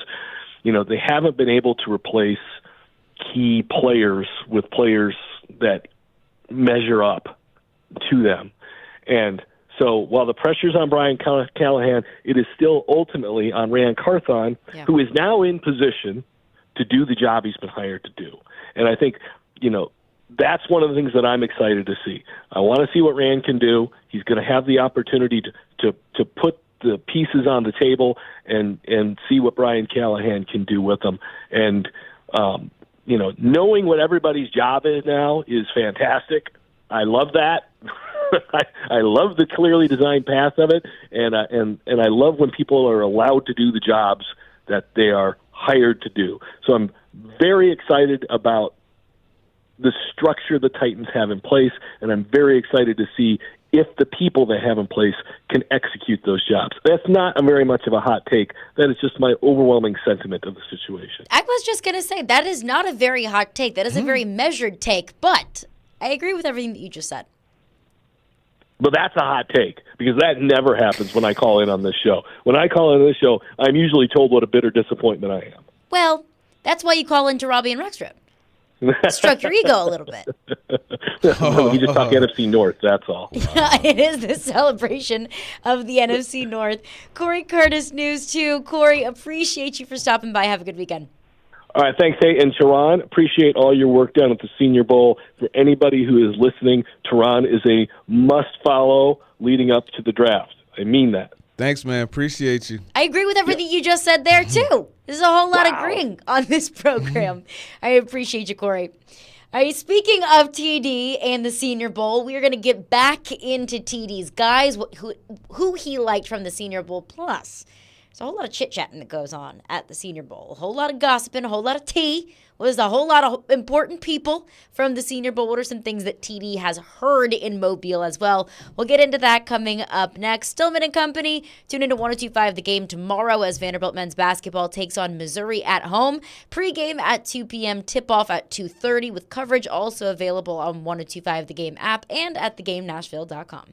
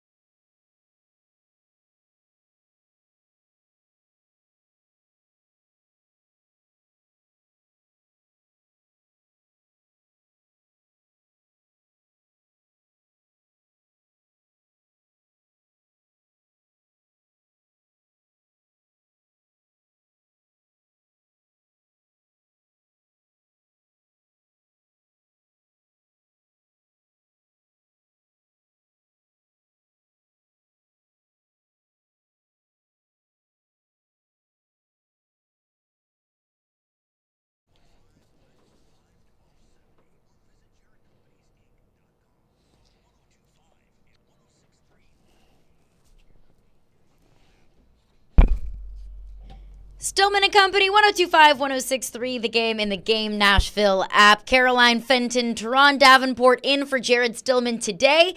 TD was in Mobile for the Senior Bowl this past week. TD, you've been listing off some of your guys who really stood out to you on the field in Mobile this past week. A couple more that we get to hit on? So we didn't really make it to the American team. Before we do go to the American team, I have to circle back because there was a texter in the line, and I was running through so fast I didn't get to talk about it. And I have him literally, as you see it on the notes, he's listed right there. Yep. And that's Malachi Corley. And you got to give Receiver? a shout-out, to the local kid, Western Kentucky. And for me, like when I watch him, he's like a running back playing wide receiver. And what I mean by that is the way he gets the yards after the catch. But he's so physical. Yeah. And it was interesting to me because I remember the one the one route he was going against a safety, and it was like, do you remember when the Titans and Eagles played and A.J. Brown, kind of ran through? Spanking the goalpost game? That one. But when he kind of ran through Christian Fulton, and Fulton actually got hurt on the play. Yeah, kind of twisted around him a little bit. He did the same thing. I remember watching the rep. Malachi Corey did it, and I just said, well, damn. Like, why you do that to that kid, man? But just the physicality that he brings. He's very good catching the football, too. He's somebody I think, will work a lot from the slot, and you could use him on those end arounds and jet sweeps and things like that just because he's so good carrying the football. So I did want to circle back and get that part. Yeah, day two. Mm-hmm. Day two. So the production is so high, you know what I mean? So it could, push him up a little bit, but I do want to see how he runs because you look, if I remember, he was listed, I want to say 6'1", 206 or 210. I have to double check my notes in here to be sure, but he's remaining from the national team. Interested to hear your thoughts on this. To what extent do you have to keep in mind the level of competition that some of these guys are going up against? Yeah. The DBs you're going up against at Western Kentucky just aren't the same that you're going up against at maybe Florida or Ohio State. That's why you like these games so much. Right. Right? And I mentioned Keon Mitchell, the corner from Toledo. Mm-hmm. That was the big thing. That's what he told us. He's like, man, I'm tired of hearing that level of competition, this, that, and that. I'm coming out here, and I want to go against the best and show that I am the best. And he did it. Yeah. Speaking of corners, though, right, you talk about aggressive, feisty corners, and I think I have this interview for us. If we don't have it on here, it's on Talking with TD. Jarvis Brownlee Jr. And anytime I like a corner, it's usually for one reason. And it's because he's feisty. Mm-hmm. That's why Jair Alexander is my favorite corner in the league. I love Jair. And if I met him, I would tell him, if you and I were on the same team and we practiced together, I would fight you every day. Those are the type of corners that you want. Mm-hmm. Coincidentally, Jarvis Brownlee Jr. went to Louisville just like Jair Alexander. Mm-hmm. He's the same type of corner. The thing I like about him is just there was a rep, Marcus Rosemary Jackson, right, the Georgia receiver, had an awesome couple days, and he freaked Brownlee at the line of scrimmage. Like, I'm talking about, like, undressed him. Uh-huh. Brownlee was on the outside, and Rosemary Jackson, he ran his route, and he planted and he cut inside. Brownlee was able to recover, put his clothes back on after they got taken off, and he spun back inside and he undercut the route. And the quarterback was just like, nah, I'm not throwing it. You know what I mean? And that's in one-on-ones. Kind of making something out of what initially maybe looked like nothing. The ability to never panic and recover and get back in phase. That's important. And I really like that about him. And then just, again, the feistiness. You know, you had guys who would run like the quick, like now routes or like quick hitches and things like that. And he would come up and he's punching the ball out or coming up and trying to deliver a hard hit, you know, and after delivering the hit, he's talking trash like, come on, man, give me a real route, you know, not this foolishness, you know, using a different word, right? You know, but that's what I like in corners. Yeah, that's a radio edit. So you got him. Another guy not really a lot of people are talking about is Christian Haynes, the guard. And this is a team that could use help at guard, right? Now, he played on the left side. I mean, I would imagine, you know, if they drafted him, they would be able to flip him to the right. But that kid right there, they pulled him a couple times, and he showed, like, the ability to get out in space and run. Very, very tough. He's another one. Got those vice grips for hands, and like he gets his hands on you, and he's going to drive you down or keep you from getting to the quarterback. So that's somebody. I mentioned Patrick Paul, Darius Robinson, low key, first rounder, 6'3", 285 pounds. What position? He DN. DN. Pure DN. He's from Missouri, and the thing with him, he reminds me. Now I'm just talking about his hands. It reminds me of Marcus Golden. And I remember Marcus Golden coming out of Missouri. I shook his hand at the combine, and all I thought to myself was like, man, if he slapped me, I'm going to have to shoot him.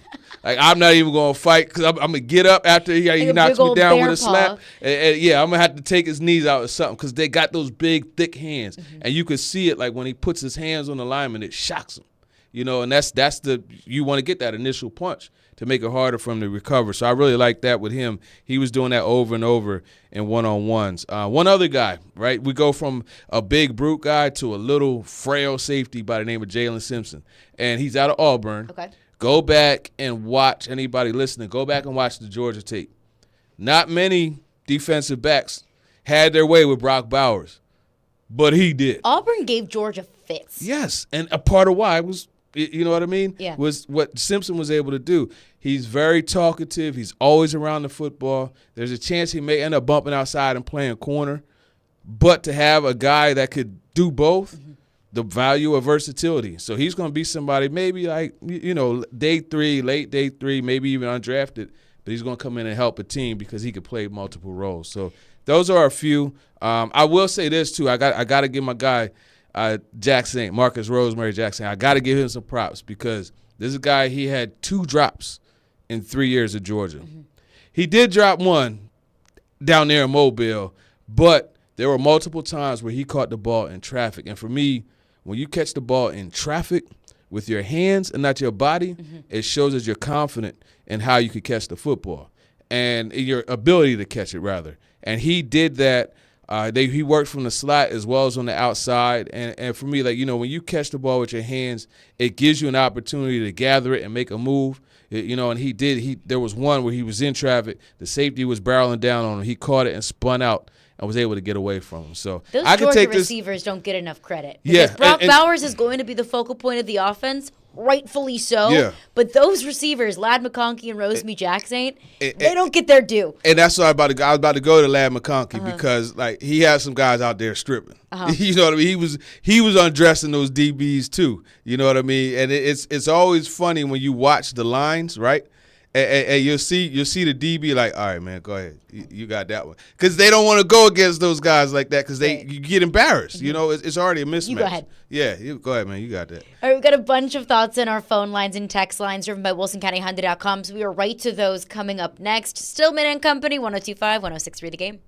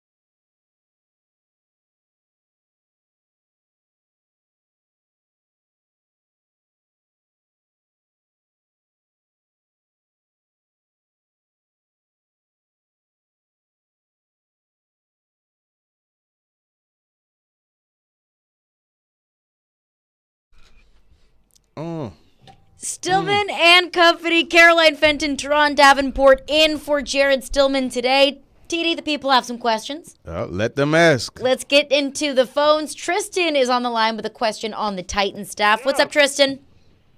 Hey, what's up? What's going on? Hey, I love the coaches, the new coaches like Frank Bush and Steven Jackson and those coaches, coming playing for the Houston Oilers, and those additions are excellent. And just having the Titans history coaching new Titans and the Bill Callahan as our offense line coach. Those were my thoughts.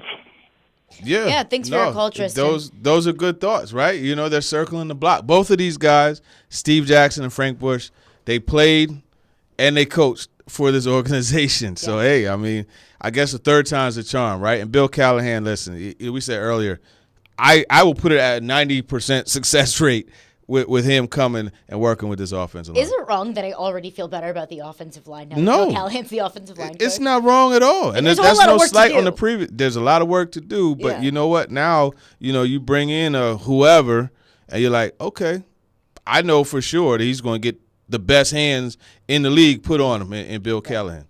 And when it comes to the rest of the coaching staff, because with Bill Callahan, he's kind of just in a league of his own, it's really exciting today when all the hires are being made and you haven't won or lost any games yet, you haven't had any sort of conflict. Just wait. Wait until the season unfolds. And then I think you can make a really fair evaluation because, it's always great to get guys back, names that you recognize, familiar faces. That doesn't mean that they're going to be a good coach. It doesn't mean that they're going to work out. I tell Jared, the king of moment prisoners, you don't get too high, you don't get too low. Don't get too high, don't get too low. Show it to me week 1. Show it to me week 2. Show it to me throughout training camp. Let me see some of that development because Lord knows this roster needs it. Absolutely. Jules is on the line with a thought on wide receivers and offensive linemen. What's up, Jules? Hey, guys. Thanks for taking my call. My question for TD is who's one offensive lineman and one wide receiver that you saw at the Senior Bowl that you think fits really well, that would fit really well with the Titans offense? I'll hang up and listen. Thanks for your call, Jules. Yeah, I'm going with Patrick Paul, the Houston tackle, because he's a left tackle. He'll come in, and you talk about Bill Callahan. Yep. You have a great coach with a prospect that has a lot of tools. Yeah, that's a good match. And then on the offensive side, the receiver part of it, I got to go Xavier Legette. I seen him up close. Like that joker, I know he's not 6'3", he's 6'1", but he's 6'1", 223 daggone pounds. And he moves well. Good at the line of scrimmage, could stack corners and those types of things. Can make plays after the catch. That's ideal. What did Brian Callahan say? You have to make it work, you need guys on the outside who are going to make plays with the football. Xavier Legette will do that. Speed is another thing. And he has speed. Yeah, they need speed. They need desperately. Speed. So you want speed? You want speed? Roman Wilson out of Michigan. He told me he's going to run a 4.2, which means he's going to run low 4.3s. And I'm like, dog, look, just say you're going to run a 4.3. So when you run a 4.2, we're like, okay, cool. Because you say you're going to run a 4.2, and you run a 4.37, and we're like, slow. Yeah. Well, really, he's cooking. You know what I mean? So. Right. Set the expectations at a manageable level. Reasonable level. So when we talk about, this is a good receiver draft. This is a good offensive line draft. I always have to ask, is it good at the top or is it good because it's deep? It's good throughout. Both those positions, receiver and offensive line? Last segment we talked about Malachi Corley, and that's I hate doing this to guys, but you watch him, the way he plays, and I'm talking about the way he plays. I'm not saying he's going to lead the Titans to the Super Bowl like Deebo Samuel is leading the 49ers to the Super Bowl. But I'm saying if you watch the way they play, a wide back, he's one. Yeah. And like we're talking about a day 2 guy. You talk about day 3, you look at a guy, Jared's going to love me for mentioning the Louisville Cats, but you look at Jamari Thrash, and he's 5'11", 185, not super fast or anything like that, but he's just efficient. All his routes are crisp. He goes up and attacks the football. Like a guy like that. Javon Baker, out of UCF. You know, he's someone going down there. I wanted to see a lot more from him just because my expectations were so high. Right. But he still played really well. And he's probably the best route runner, at least at the Senior Bowl, maybe even in his class. So, you know, there's all types of guys that you could get that, you know, we're not even talking about in addition to the guys at the Senior Bowl. So, yeah, it's deep. It's very deep. All right, so TD has been in Mobile at the Senior Bowl this past week. We broke down what you've seen and what you like on the field. Mm-hmm. But if I know the Senior Bowl, I know there's some chatting that goes on. There are some important people that are there talking about some important things. So some things that TD has heard in Mobile. We'll get into that coming up next. And, of course, we're back into your phones as well. 615-737-1025 is the phone number. Stillman and Company, 1025-1063 The Game.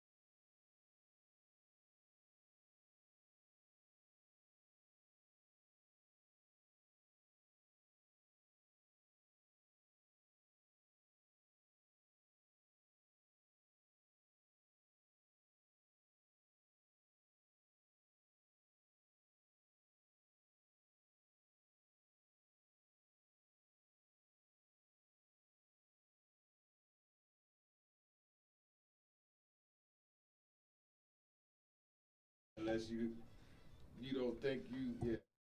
Stillman and Company, 102.5, 106.3, The Game and The Game Nashville app. We're streaming live on Twitch, Twitter, YouTube, and Facebook Live every single day. Caroline Fenton and Teron Davenport in for Jared Stillman today. The Titans are rounding out their coaching staff. Of course, the news of this morning that Nick Holes, the former Jacksonville Jags passing game coordinator, will be the Titans' next offensive coordinator.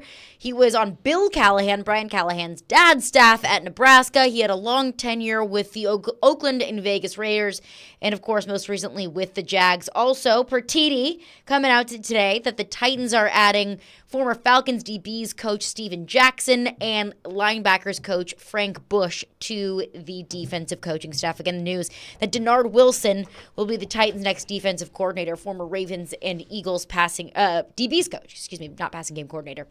But TB, we want to get back into your thoughts on the coaching staff, our thoughts on the coaching staff.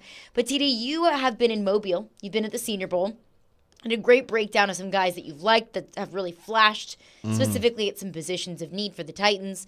But if I know the Senior Bowl, I know there's some talking that goes on with some important people. The college coaches, NFL coaches, general managers, and scouts. What have you been hearing? What was maybe the tea, the gossip that came out of Mobile this past weekend? One of the things is Dak Prescott. Oh. I don't think that they're going to move on per se, but the talk of absolutely, we have to give him, not give him, I hate to say it, we have to sign him to a big extension. Like, it's not have to anymore. So I'm really curious how that's going to work out. And then obviously Trey Lance didn't work out in San Francisco, but they did trade for him, and it's like, okay, could you turn the reins over to him? I don't know, but I do know that it's not a foregone conclusion that Dak will get the extension. And that's really not the most surprising news to me, because I have been wondering, at what point do you have to start to make changes?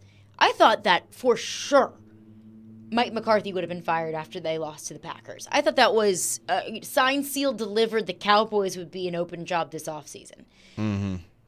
Dak Prescott, that's kind of been the reputation or kind of the monkey on his back, so to speak, is he can win you a lot of games in the regular season. Yeah. They just can't get you to the promised land. But they've won 12 games in the last 3 seasons. Yeah. They won the division this past year. Have a playoff game at home, and you lose to a Packers team that really are a fringy playoff team to begin with. Yeah. So it's not the most surprising news in the world, but what would the market for a Dak Prescott even be? I think it's still a good market for him, because I struggle to say he isn't a top 10 quarterback. I struggle to say he isn't. And is that more to do with Dak Prescott or more the quality of quarterbacks in the league? I think a combination of the two. Yeah. A combination of the two. For me, it's just when he plays fearless, when he plays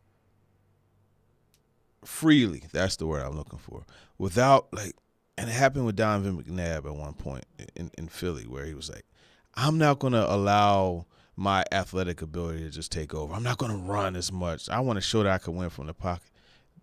Forget that. That's not what got you to this point.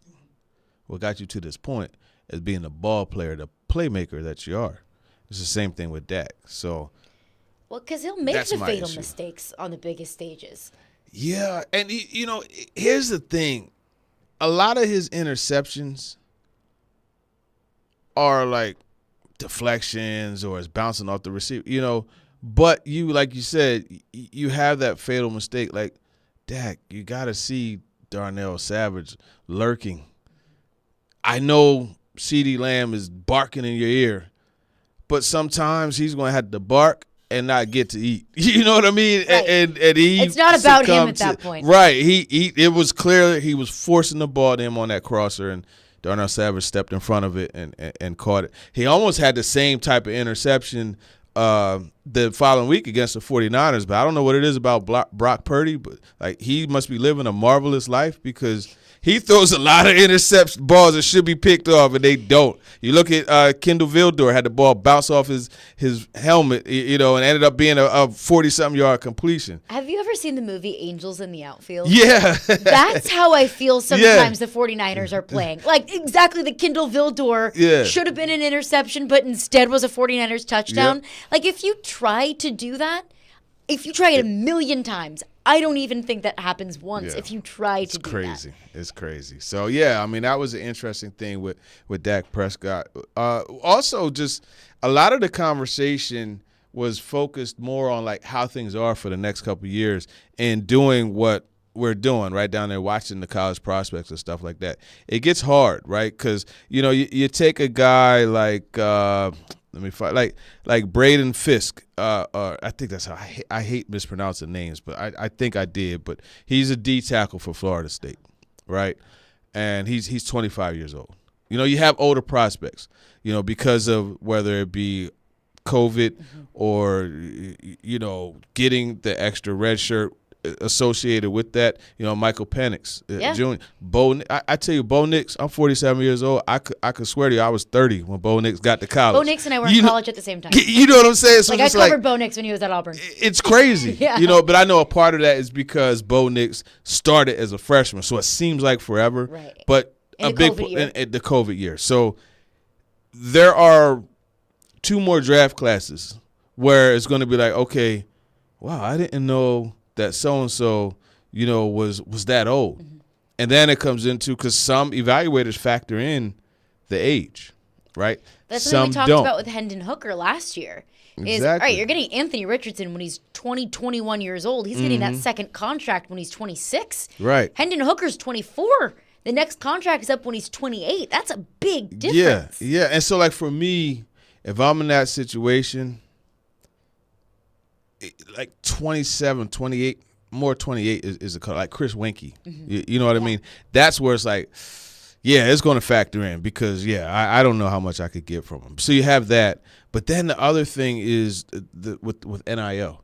So this draft, from what I gathered, it could be, and it's funny, we say this every year, but this draft could be one where you have a record of trade ups.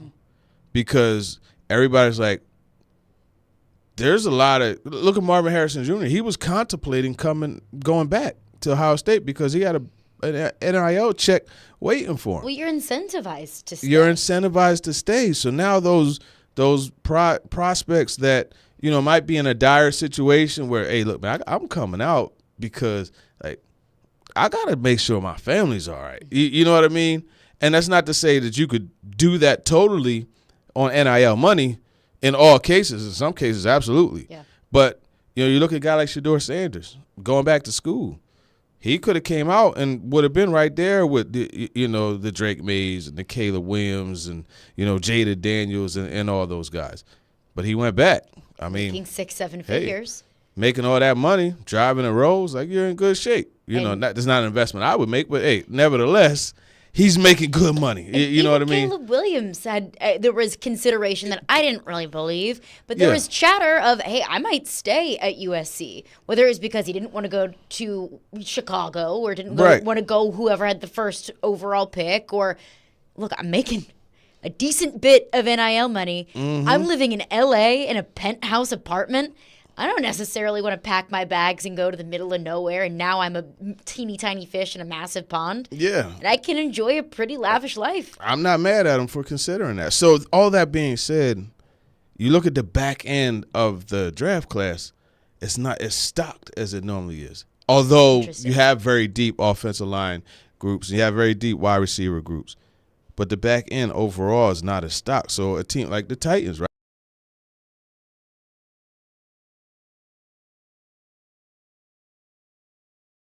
If you could move up, obviously you're not going to put that together and move up to the third, but if you could get another fifth, whatever, it would probably be to your advantage to bump it up because of how this class is shaping up. What I want to get into with TD coming up next is the conversation surrounding the Vols in Mobile, whether it be the NCAA investigation, how big of a topic of conversation was that among some college coaches? What was the buzz about Joe Milton? We'll get into that coming up next and your thoughts as well. Stillman and company. We're broadcasting from the Spring Hill Heating and Cooling Game Nashville studios, keeping your home feeling comfortable all year round.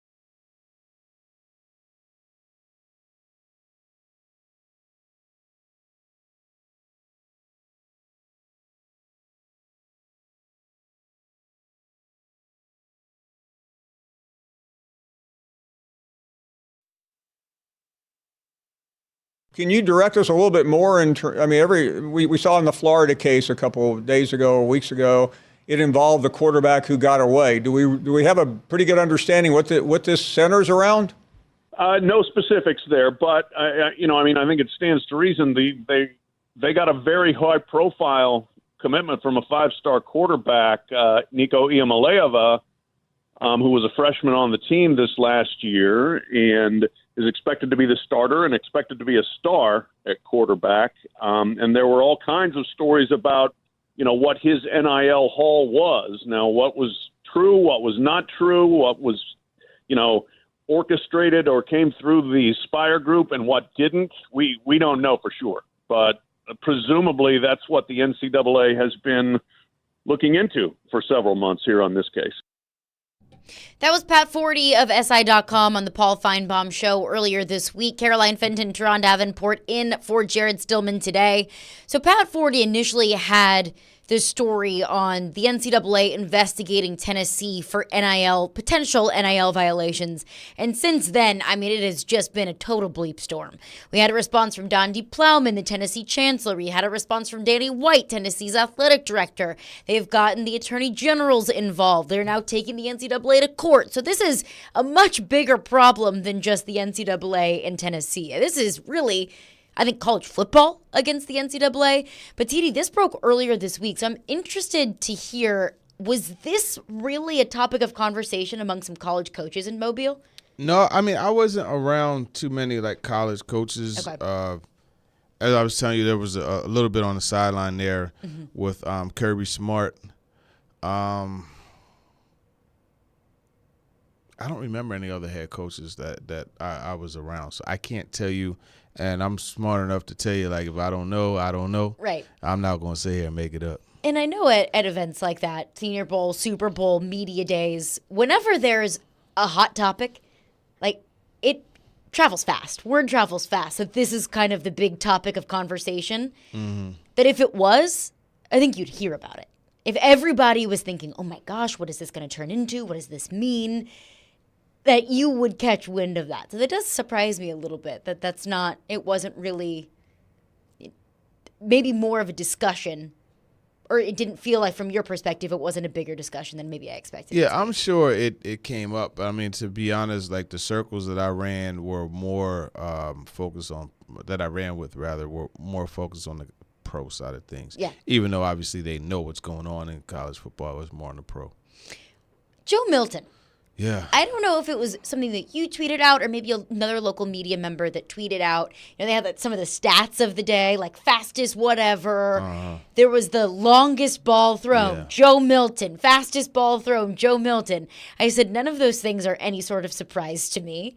But what about Joe Milton as a pro scout? What have you heard at the Senior Bowl? Yeah, so it was almost like those were achievements he was looking to achieve, goals he was looking to achieve. And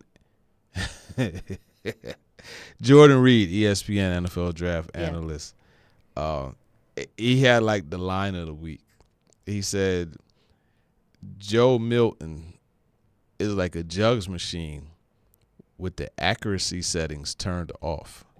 And I was like, so true. It was the most accurate thing I've heard, man. It cracked me up. I know in our group chat, I called him Bazooka Joe because he throws, and it's cool. Rocket launcher, and it's cool to have that. So there's a rep. Actually, it was Xavier Leggett's first rep. Mm-hmm. Jarvis Brownlee was the corner that I was talking about, junior, the Louisville kid, and Leggett got him at the line of scrimmage. He stacked him, and he started to pull away running the go route. And Joe Milton just cocked back, and he threw that thing, and it was bro, are you trying to throw that to, Huntsville? What are you doing? Yeah. He did not give the receiver a chance to catch the ball. And there were multiple. He did it to Johnny Wilson, too, the Florida State receiver. And it's just Johnny Wilson is so good. That's Darren Waller. I will use him the exact same way as Darren Waller, a hybrid he's receiver massive. slash. He's and 6'6"? He is massive. I think he came in at 6'5", 6'4", but still, that's big. Yeah. So then at the same time, you look at some of the slants and in-breaking routes, and if a guy's 5 yards away from you, as Steve Smith said to Tyree Jackson in the Combine 4 years ago, Stop throwing the lightning bolts at these receivers. Yeah. Give them something to catch. Like, make it easy for them to catch the ball and turn upfield. You don't have to throw hard on every play. But there's other times where you need that arm, and that's the gift and the curse, like the roller coaster ride you experience with Joe Milton, because it's like he'll make a throw and you're like, oh my God. Like, you are the only person in this sport that could make a throw. Right. And then the other time he'll make a throw and, a coach will take his baseball cap and throw it into the ground because he's so mad. The kind of throw that the coach shoves an iPad in their face when they walk on the sideline. Yeah. It's like, what were you doing? Exactly. What were you thinking? Exactly. What were you doing? So, yeah. I would imagine that he's caused a few headsets to be broken, How does he grade as a pro prospect? I think you look at it. So here's the thing. It's so hard to improve accuracy. It's one of those things that I feel like, Didi, you have it or you don't. And you're right, and everybody points to Josh Allen as an example. Coming out of Wyoming, like that guy was, oof.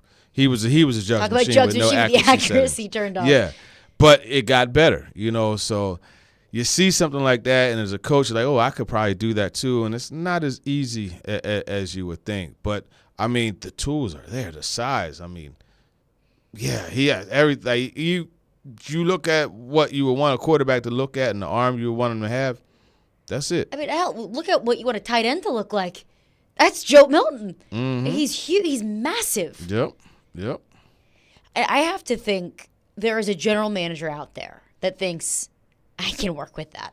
I can take those tools, I can take the size, I can take the arm, and I can work with that. Yeah, over time. I don't know if it's going to be successful, but I think that when he gets drafted, and what would you think? 4th round? Oh, no, I would say later than that. And, it reminds me of... That it's hey, let's take a flyer. Take a flyer. Now, I remember I mentioned Tyree Jackson. He came out of Buffalo He was down at the Senior Bowl, too. He actually won the MVP of the Senior Bowl at the game. Yeah. Bounced around a little bit, and they ended up switching him to tight end, right? And the Commanders had a guy out of Virginia Tech. Logan something. He ended up playing tight end. He was a quarterback. Mm-hmm. Same type of size. Logan Thomas. Thank you, Ian. Logan Thomas, Virginia Tech quarterback, 6'6", 240. He ended up being a tight end. He was actually a pretty good one. So I'm not saying do that to Joe Milton because I hate seeing the black quarterback get converted to another position. Mm-hmm. But I'm just pointing to other areas where that has happened and they were able to stay in the league a little bit longer than they may have as a backup quarterback or a practice squad or whatnot. I'm sure there's got to be a little bit of ego attached to that too. You are the quarterback. There is a certain sense of prestige that comes with that you're probably not going to give up all that quickly. Yeah, absolutely. There's a certain Gerard Evans. Talk about Virginia Tech quarterbacks. Gerard Evans, his rookie year was 2017. No, 16, I think it was. And I remember talking to him about that, and he was like, "Man, I'm not going to play another position. Like, I'm a quarterback. Period." Unfortunately, he didn't make it past rookie minicamp and was never on a roster. And it always confused me because I thought he was a pretty solid quarterback, but that's an example of how it happens. And it's the double-edged sword of I believe in myself and what I can do at this position versus, all right, let me just stay in the league a little bit longer. Right. Let me just be able to play football for a living a little bit longer. All right, we'll continue to get your thoughts on this. 615-737-1025 is the phone number. But coming up next, Bill Barnwell had a big breakdown of what the Chicago Bears options are this offseason and what that has to do with the Titans. We'll get into that coming up next. Stillman and Company. We are brought to you by Jarrett Company's Fire and Commercial Plumbing. HVAC Division, 615-515-1270 is the phone number. JarrettCompaniesInc.com.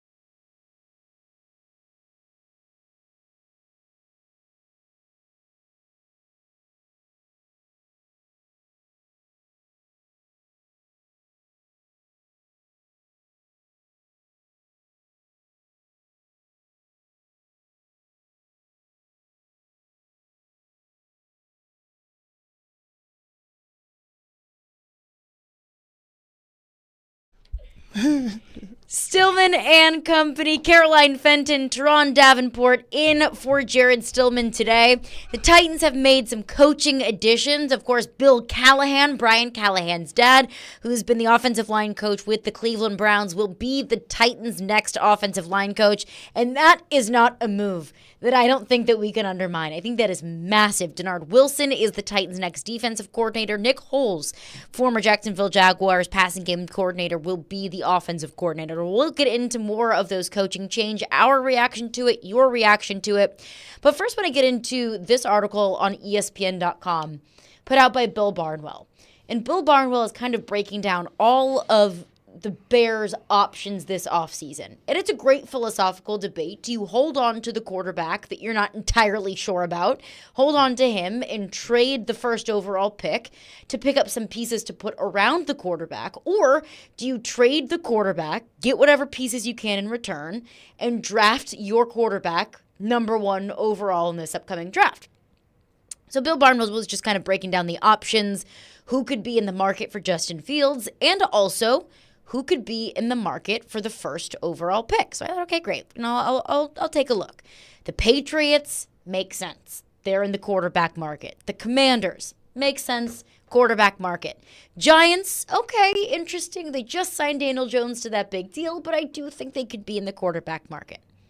Another team that Bill Barnwell lists is the Tennessee Titans.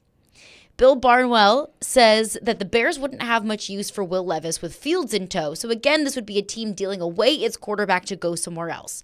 Where their offer gets unique, though, is by including Jeffrey Simmons. So TD, would you be willing to trade Jeffrey Simmons for the first overall pick? In the words of Chris Carter, who I bumped into at the airport at Charlotte on Monday, come on, man. Hell no. No, you're not doing that. I'm not sure, all jokes aside, I'm not sure like where that's even something that makes sense at all. This is a team that is in need of premier players. You don't trade your most established player away. You just don't do that. You don't trade good players away. And then in addition to that, that's burned the Titans in the past. Correct. And then in addition to that, this is a team who has limited high draft stock anyway, right? So this year, that's going to be an issue, right? You're going to trade more away. After you traded a third-round pick this year, you know, in last year's deal to move up to, as you mentioned during one of the breaks, they've already moved up to get a quarterback. That's not something they did just to, okay, well, you know, I don't really want to wait until it's my turn to pick. They did it because they wanted to get Levis at that value. In fact, they wanted him in the first round, right? Because you want that extra year, right? The fifth-year option. Weren't able to make it happen. Dalton Kincaid, I firmly believe that that pick right there was the one where they wanted to bump up to get Levis. That's what I believe. Why didn't they take him at 11? I think because they value Skoronski that much. Okay. And it goes back to what we said, right, about your board. And it's funny because you say that, but the quarterback position always like skews the board, like the way you look at it. But I mean, apparently Skoronski was a pick or a prospect that they had listed higher than Levis. And look, I'm not here to say that's right, wrong, or whatever. But end of the day, Rand and the Cruz, they got, and that's what they did. They still got their guy. Yeah. They still got the quarterback. You know what I mean? So this is twofold to me. The Jeffrey Simmons side of it absolutely is a big part of it that we're going to get into. But first and foremost, I think it plays in to this national narrative that I continue to see time after time from some national pundits and national writers. And it's the lack of belief in Will Levis. Like, I'll go back to the Titans coaching search. When the Titans, how desirable some of the open jobs were across the NFL. The Titans were listed 7th of 8, 6 of 7. And one of the reasons why it was viewed as not the most desirable job in the league was because, well, you don't have a quarterback. Well, what do you mean you don't have a quarterback? You got a second-year quarterback with a bazooka for an arm.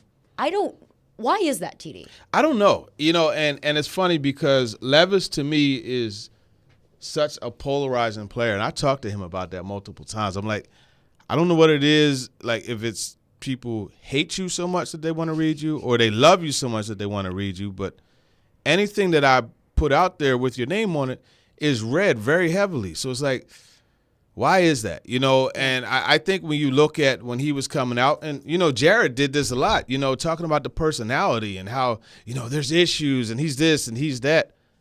I will tell you, Will Levis, like, there's certain quarterbacks I say it about. Just like I say corners that I like, I'll fight every day.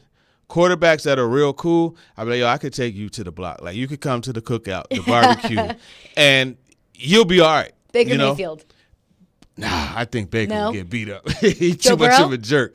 But Joe Burrow, absolutely. Yeah. Joe Burrow will end up having my friends liking him more than they like me, probably. No, I'm just kidding. That's the But Baton Rouge like in him. he's just like he's the coolest. He's a Yeah. cool dude, and I don't know him personally, but just in the interaction and watching, you can tell he's cool. But with Levis, Levis is one of those guys where I don't see where the personality stuff comes from. It amazes me, and I guess it's just. Some people are just like love him or hate him. You know what I mean? But it seems like everybody in that locker room loves him. It's weird. Is it It's very weird. mayo in the coffee, like performative kind of things that has a bad taste in people's mouths? I don't know. Yeah, something. Is it the intensity? Because he's an intense dude. You got to respect that, though. You got to respect it. And it's respected in so many other quarterbacks where Right. intensity can be seen as, oh, your quarterback has to have this. He's laser focused. He's dialed in. Mm-hmm. But in some quarterbacks, probably like a Baker Mayfield, it's viewed as, man, this guy, he is so overly intense. It's viewed as a negative thing. Yeah. For Baker, the thing why he could never come to my cookout or barbecue is the way he was trying to dance in that one video. Unfortunately, you're I not think coming, that's going to brother. live with him for a while. Yeah, forever. That's But I something you mean, just look, can't like, get past. I don't know what it is about Levis that a lot of people don't like. But it's funny because, like, in the group chat, Emery Hunt is one of the guys in our group chat, and even when I had him on talking with TD when Levis got drafted. He called them bluegrass Bortles, right? Because he feels like bluegrass, obviously Kentucky. He feels his game is flawed like Blake Bortles. I was cracking up at that. But, he is one of those you love him or hate him. Like, it's very hard to fall in between. And it does feel like, from the national media perspective, everything that I've read that hasn't really given Will Levis his due. And look, I don't need everybody to throw a parade for Will Levis. Like, I don't need everyone giving him cookies. But to not even acknowledge that he is a quarterback in the room or that's a quarterback that you can work with, I think is completely off base. Yeah. And I don't think that he gets the benefit of the doubt of how much bad there was around him. Then we talk about Bryce Young. We talk about how Adam Thielen was really his only go-to guy. We talk about how he had zero protection. We talk about how there was a lot going on of who was the play caller, of how Frank Reich had play calling duties, and then he gave him up, and then he took him back. There was a lot of shuffling with play calling duties. We give Bryce Young that benefit of the doubt that he deserves, because I don't know how any young quarterback is supposed to thrive in that environment. Well, Will Levis didn't have an offensive line either. It wasn't the best situation. This is the best situation it's around. bad Is that when the you second round take, pick effect? You take the menu with the plays on it. You got to tear this portion off because these situations are ones that you can't block for. You know what I mean? It's 3rd-15. Forget it. You have DeAndre Hopkins and Derrick Henry. Yeah, and it's like 3rd-15. Oh, we got to run a screen. We got to run a draw. We got to do this. We got to do that. That's what Tim Kelly's thinking, and I would hate to be in that situation. The other side of this is, and this is again a proposed trade, I guess, from Bill Barnwell. Bill Barnwell's breaking down the Bears offseason options, some teams that could potentially be interested in trading for the first overall pick. And this is, I don't believe, based off of intel. I think this is all just Bill Barnwell opinion. Titans listed as one of those teams, and in the package would be Jeffrey Simmons. Would you be willing to trade Jeffrey Simmons in any sort of realistic trade? Like, of course you're going to trade Jeffrey Simmons for Patrick Mahomes. That's not going to happen. That's not realistic. Of any realistic trade that could be on the market this offseason, would Jeffrey Simmons be in the package for any of them? No. No. Even Jeffrey Simmons for a first-round pick, I wouldn't do it.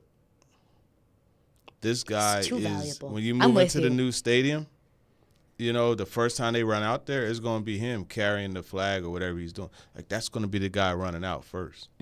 You talk about, this team, and even though Mike Vrabel's gone, This team is still built on hard-nosed, tough, physical. Chip on your shoulder. That's his Jeffrey Simmons, his agency is called The Walking Business. Well, Jeffrey Simmons is the walking epitome of the Tennessee Titans. You don't trade that away.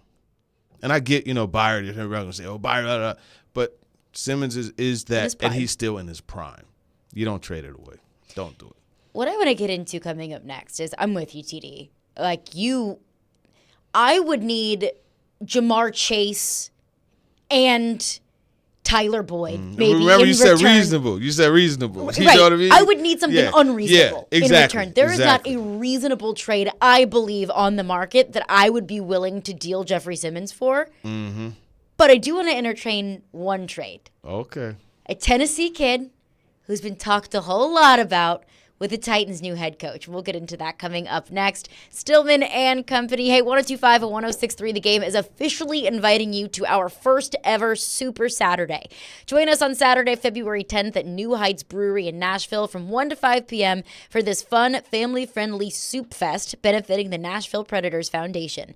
Tickets are only $10, so enjoy live music, games for kids, and come sample soup from Mafiosa's, 615 Chutney, Westin Hotel, Jasper's, and so much more. To purchase tickets and to see all participating restaurants, go to thegamenashville.com/soup.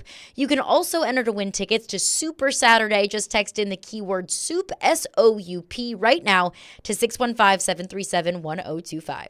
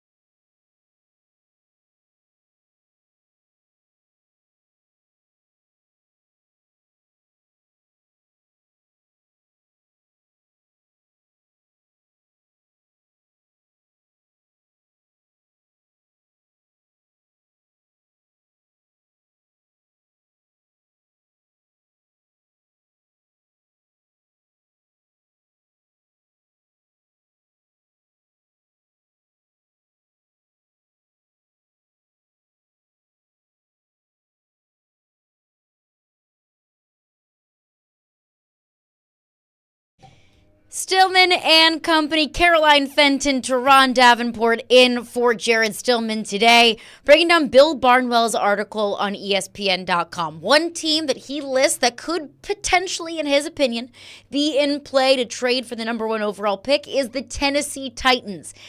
I disagree. I think that's the most ridiculous thing I've ever read. Happening. It's not going to happen. But in that proposed trade is Jeffrey Simmons, along with a package of picks as well. And look, I don't think that there is any realistic trade right now that I would be willing to trade Jeffrey Simmons for. Mm-hmm. But there is a player that could be on the market that I'm willing to entertain trade packages for. Now, Jeffrey Simmons isn't part of it. But T. Higgins, TD. When Brian Callahan was hired, that's where I saw a lot of Titans fans go is, oh my gosh, does this mean T. Higgins is coming with it? I'm like, no, there's not a package deal. But if T. Higgins, his contract is up after this year. Cincinnati can tag T. Higgins. What they can do is tag him, sign him to a long-term deal, or tag him and trade him, or just let him walk. I don't think they're going to let him walk. I think they would be silly to just let a player like T. Higgins walk. Mm-hmm. I was under the impression that they were going to tag him, that they're in a go-for-it, win-now mode. Tag him, keep your trio of receivers with Boyd and Higgins and Chase together, and run it back this upcoming year and try to win a Super Bowl. Right. But Duke Tobin was talking with the Cincinnati Enquirer at the Senior Bowl this past week. And Duke Tobin, is the Bengals director of player personnel. He said, T. Higgins is a guy that we drafted for a reason, to be a contributor for us. He's not under contract now, so we're going to have to work through how to do that. And if it's possible, we'll have to go through the gymnastics of that. So it's a different scenario than it was last year. Trading a high-level player that's under contract just because the future might demand it, that's never really on my mind. Doesn't really sound like the Cincinnati director player personnel is married to bringing T. Higgins back. The door is at least open for discussions of a potential tag and trade. So if that is the case, and it sounds like that's much more on the table than I initially anticipated, what would you be willing to trade for T. Higgins? Second. This year? Yeah. Second this year. And I just don't do – so you look at the contract, right? You look at the projection. So this is on Spotrac. The projected contract that they have is 4 years, $74 million. So it averages 18.6 per. That's not bad. Mm-hmm. You know, when you look at Christian Kirk at 17, you look at Chris Godwin at 20. T. Higgins is a productive receiver. You look at, some of the injuries and stuff. The game against Pittsburgh late in the year, like, he showed that he could take over and be that dude. Obviously, the whole feel good of it, hey, a Tennessee kid coming home. Yeah. You definitely like that as well. I wouldn't be opposed to a deal in that range, but the one thing that kind of bothers me, there's two things, the injuries and the inconsistency. That's the issue. Especially an injury that he was dealing with this past year. This wasn't like a 2 or 3 years ago kind of thing. Like, he missed the second half of the season this past year. Yeah, and I think so. If we look at the amount of games that he's missed, 4 games this year or 5 this year was the most that he's missed. Before that, he missed 2 games in 2021. The production is there. He has 2,000-yard receiving seasons. Obviously, the comfort in the offense. And to go back to Brian Callahan. Yeah.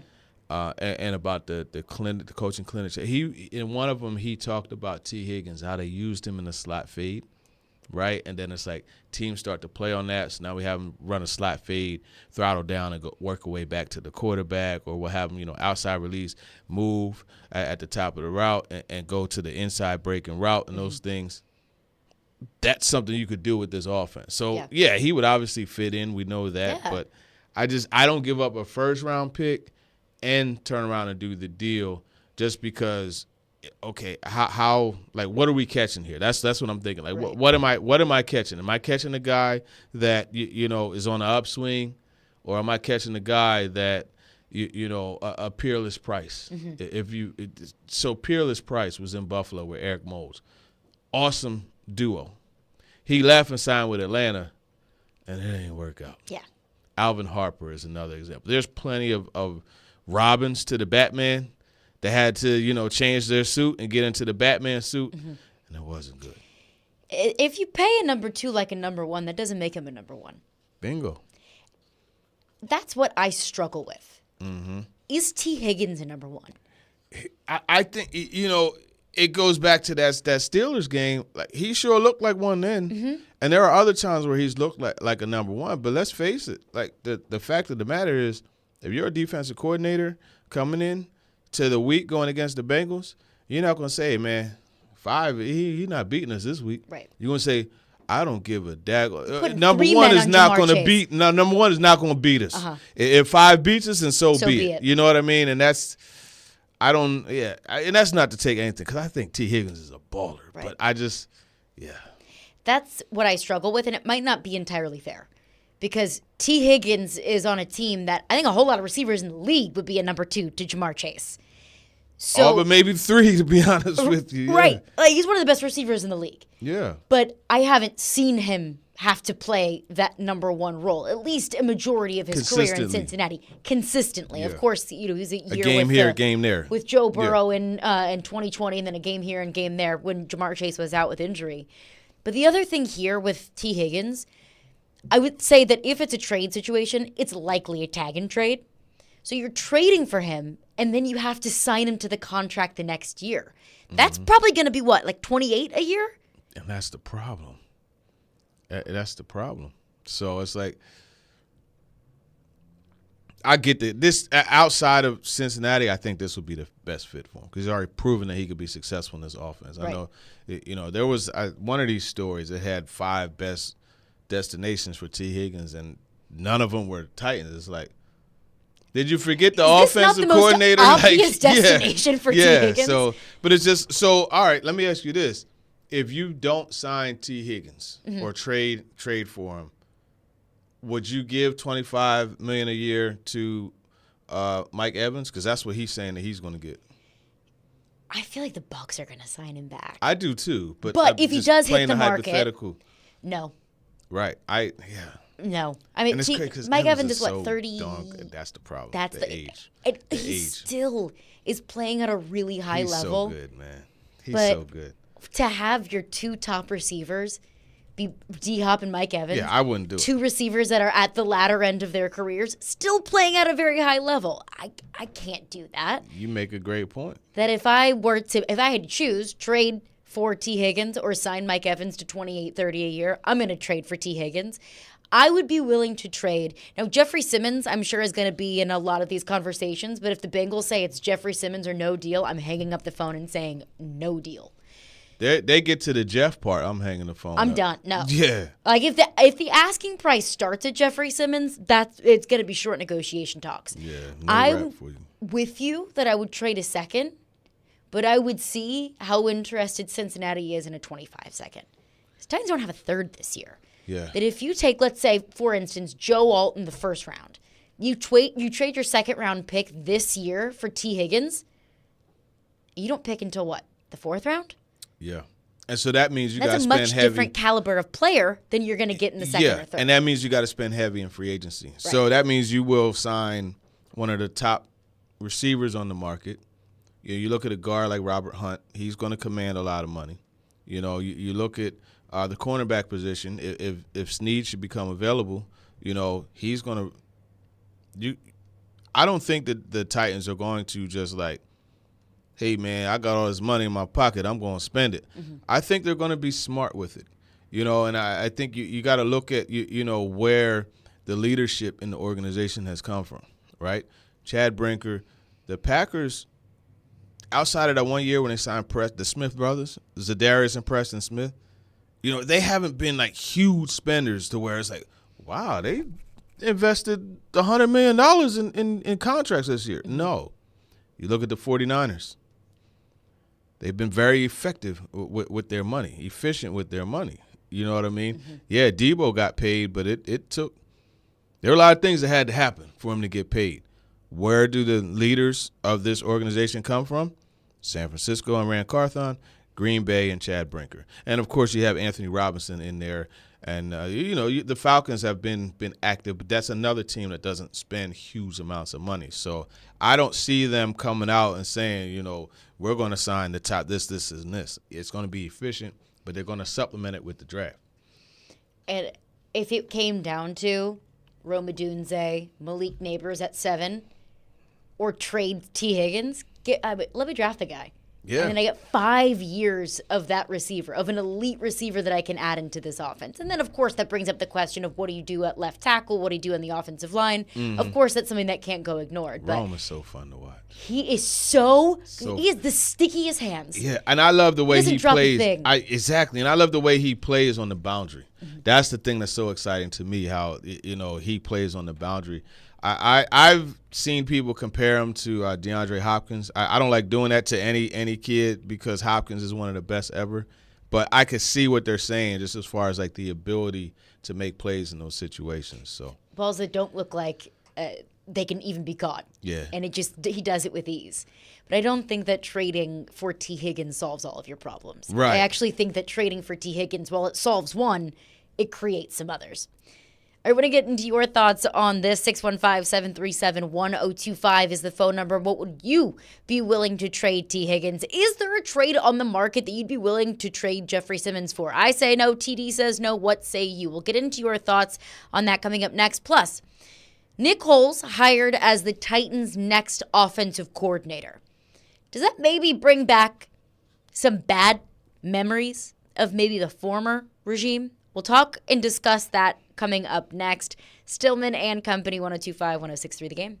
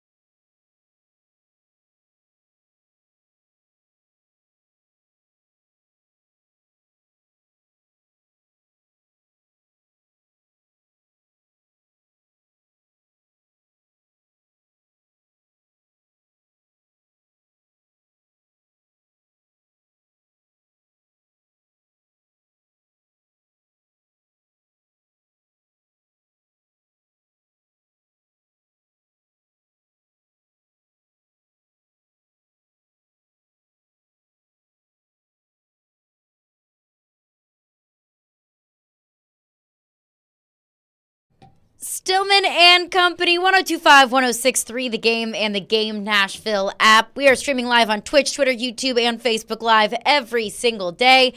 Caroline Fenton, Teron Davenport in for Jared Stillman today. A ton of news on the Titans front. Every time I open Twitter, it's like, oh, a new coach was hired. Oh, great, a new coach was hired. Yeah. Let me go back to my notes. Try having to write every time that happens. Have you slept the past few days? No, yeah, I mean, yeah, I have. A little bit. No complaints at all. Good. No complaints at all. You learn to do it quick, but it's been fun. It's a fun season. Yeah. It absolutely is a fun season. But Nick Holes, a little bit of news early this morning. 6:30 a.m. news dump. Woke up, hopped on Robbie and Rex Road. Robbie said, hey, Nick Holes was hired as the offensive coordinator. I said, didn't know that. Woke up 30 seconds ago. But Nick Holes named the offensive coordinator of the Tennessee Titans this morning. Most recently, he spent this past season as the passing game coordinator for the Jacksonville Jags. Had a long tenure with the Raiders. He was on Bill Callahan's staff at Nebraska and goes way back with Brian Callahan. They were teammates at De La Salle High School in California. So when he was the first name that came out as an offensive coordinator candidate, a person that the Titans were going to request to interview. This was on Monday. Paul Kuharsky was in for Robbie Stanley with Joe Rexrode. And he talked about his initial reaction to the news that the Titans were interviewing Nick Holes. Again, Nick Holes hired as the offensive coordinator this morning. And how that interview and that potential hire reminded him of something that we weren't too fond of, that Mike Vrabel maybe had a habit of doing. This was Paul Kuharsky on with Robbie and Joe earlier this week. His first offensive coordinator candidate that we hear of, Nick Holtz, who is from Jacksonville, passing game coordinator for the Jags. Yeah.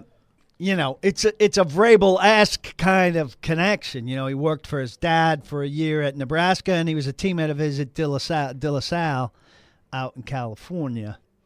You know, I don't want to jump to dubious. I don't want to jump to conclusions there. You know, I just wish it came out in different order. You know, if this guy's if there were a list of 4 offensive coordinator candidates and he was one of them, he'd be all right. That he's the first name that comes to light. It's a teammate of his in high school. Yeah, doesn't get me excited. Does it get you excited?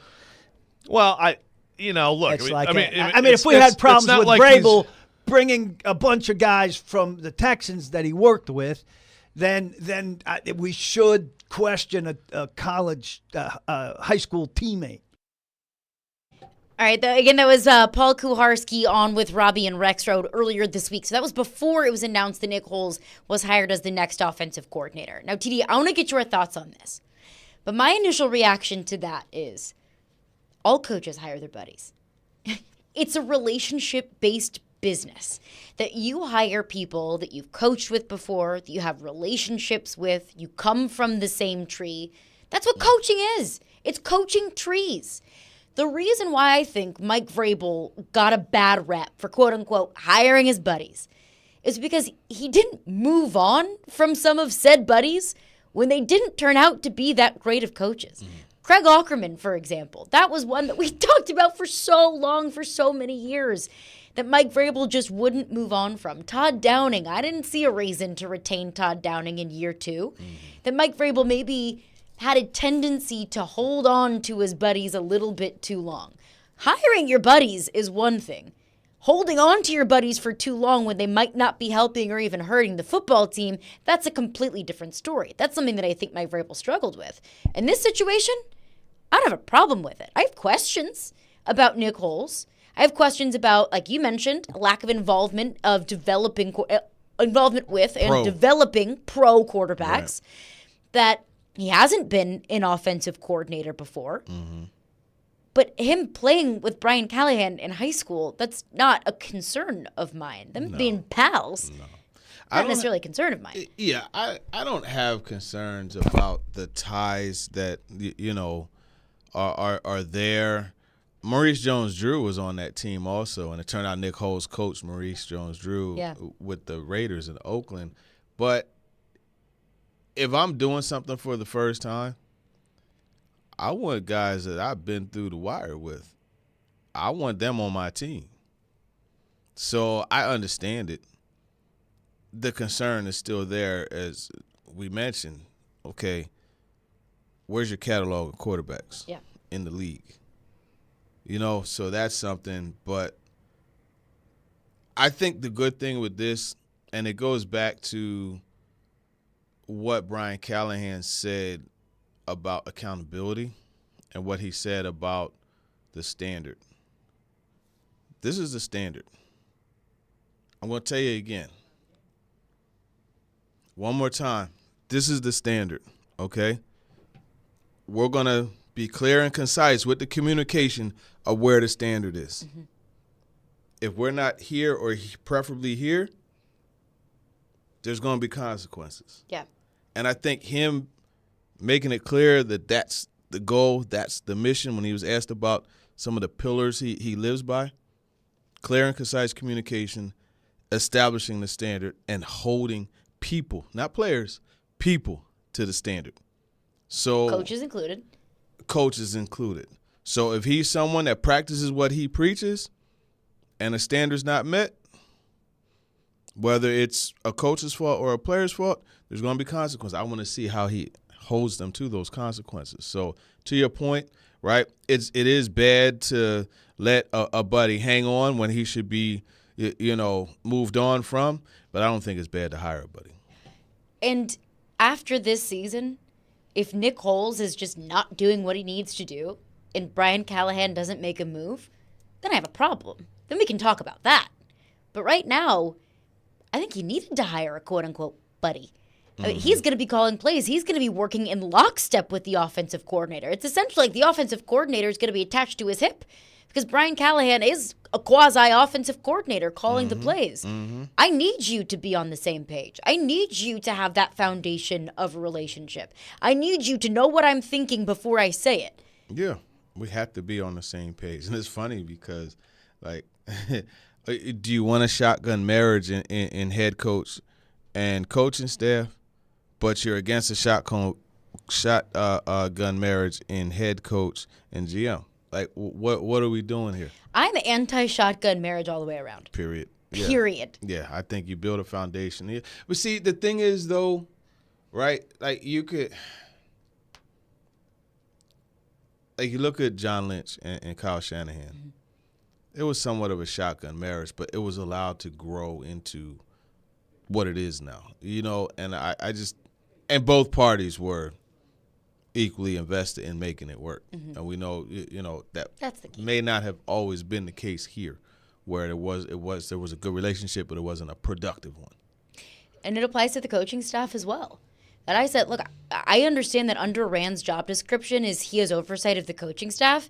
That's Brian Callahan's coaching staff. That he's going to be working with them in lockstep. That is his coaching staff that he should have absolute say over.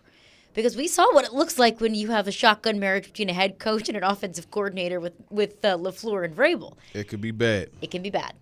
So I thought that's Brian Callahan's decisions to make. That is his coaching staff. And Rand's there, but that's his coaching staff. So I have no problem with at least the relationship with Nick Foles. Now, what is Nick Foles like as an offensive coordinator? I don't know. I think that's going to be a completely different story. Time will tell. We've got a bunch of thoughts on this. We will get right into your phones coming up next. Stillman and Company, we're broadcasting live from the Spring Hill Heating and Cooling Game Nashville studios, keeping your home feeling comfortable all year round.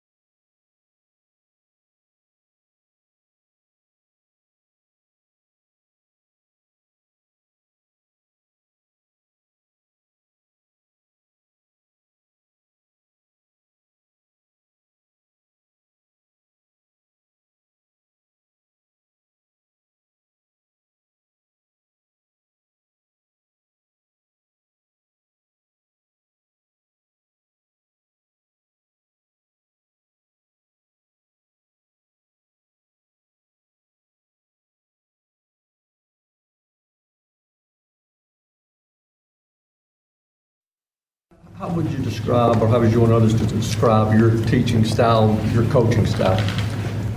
My coaching style is consistent. My demeanor is pretty consistent. I pride myself on being a great teacher. That's first and foremost. As a coach, that's all you really care about is how well can you teach and articulate to the players what they need to do.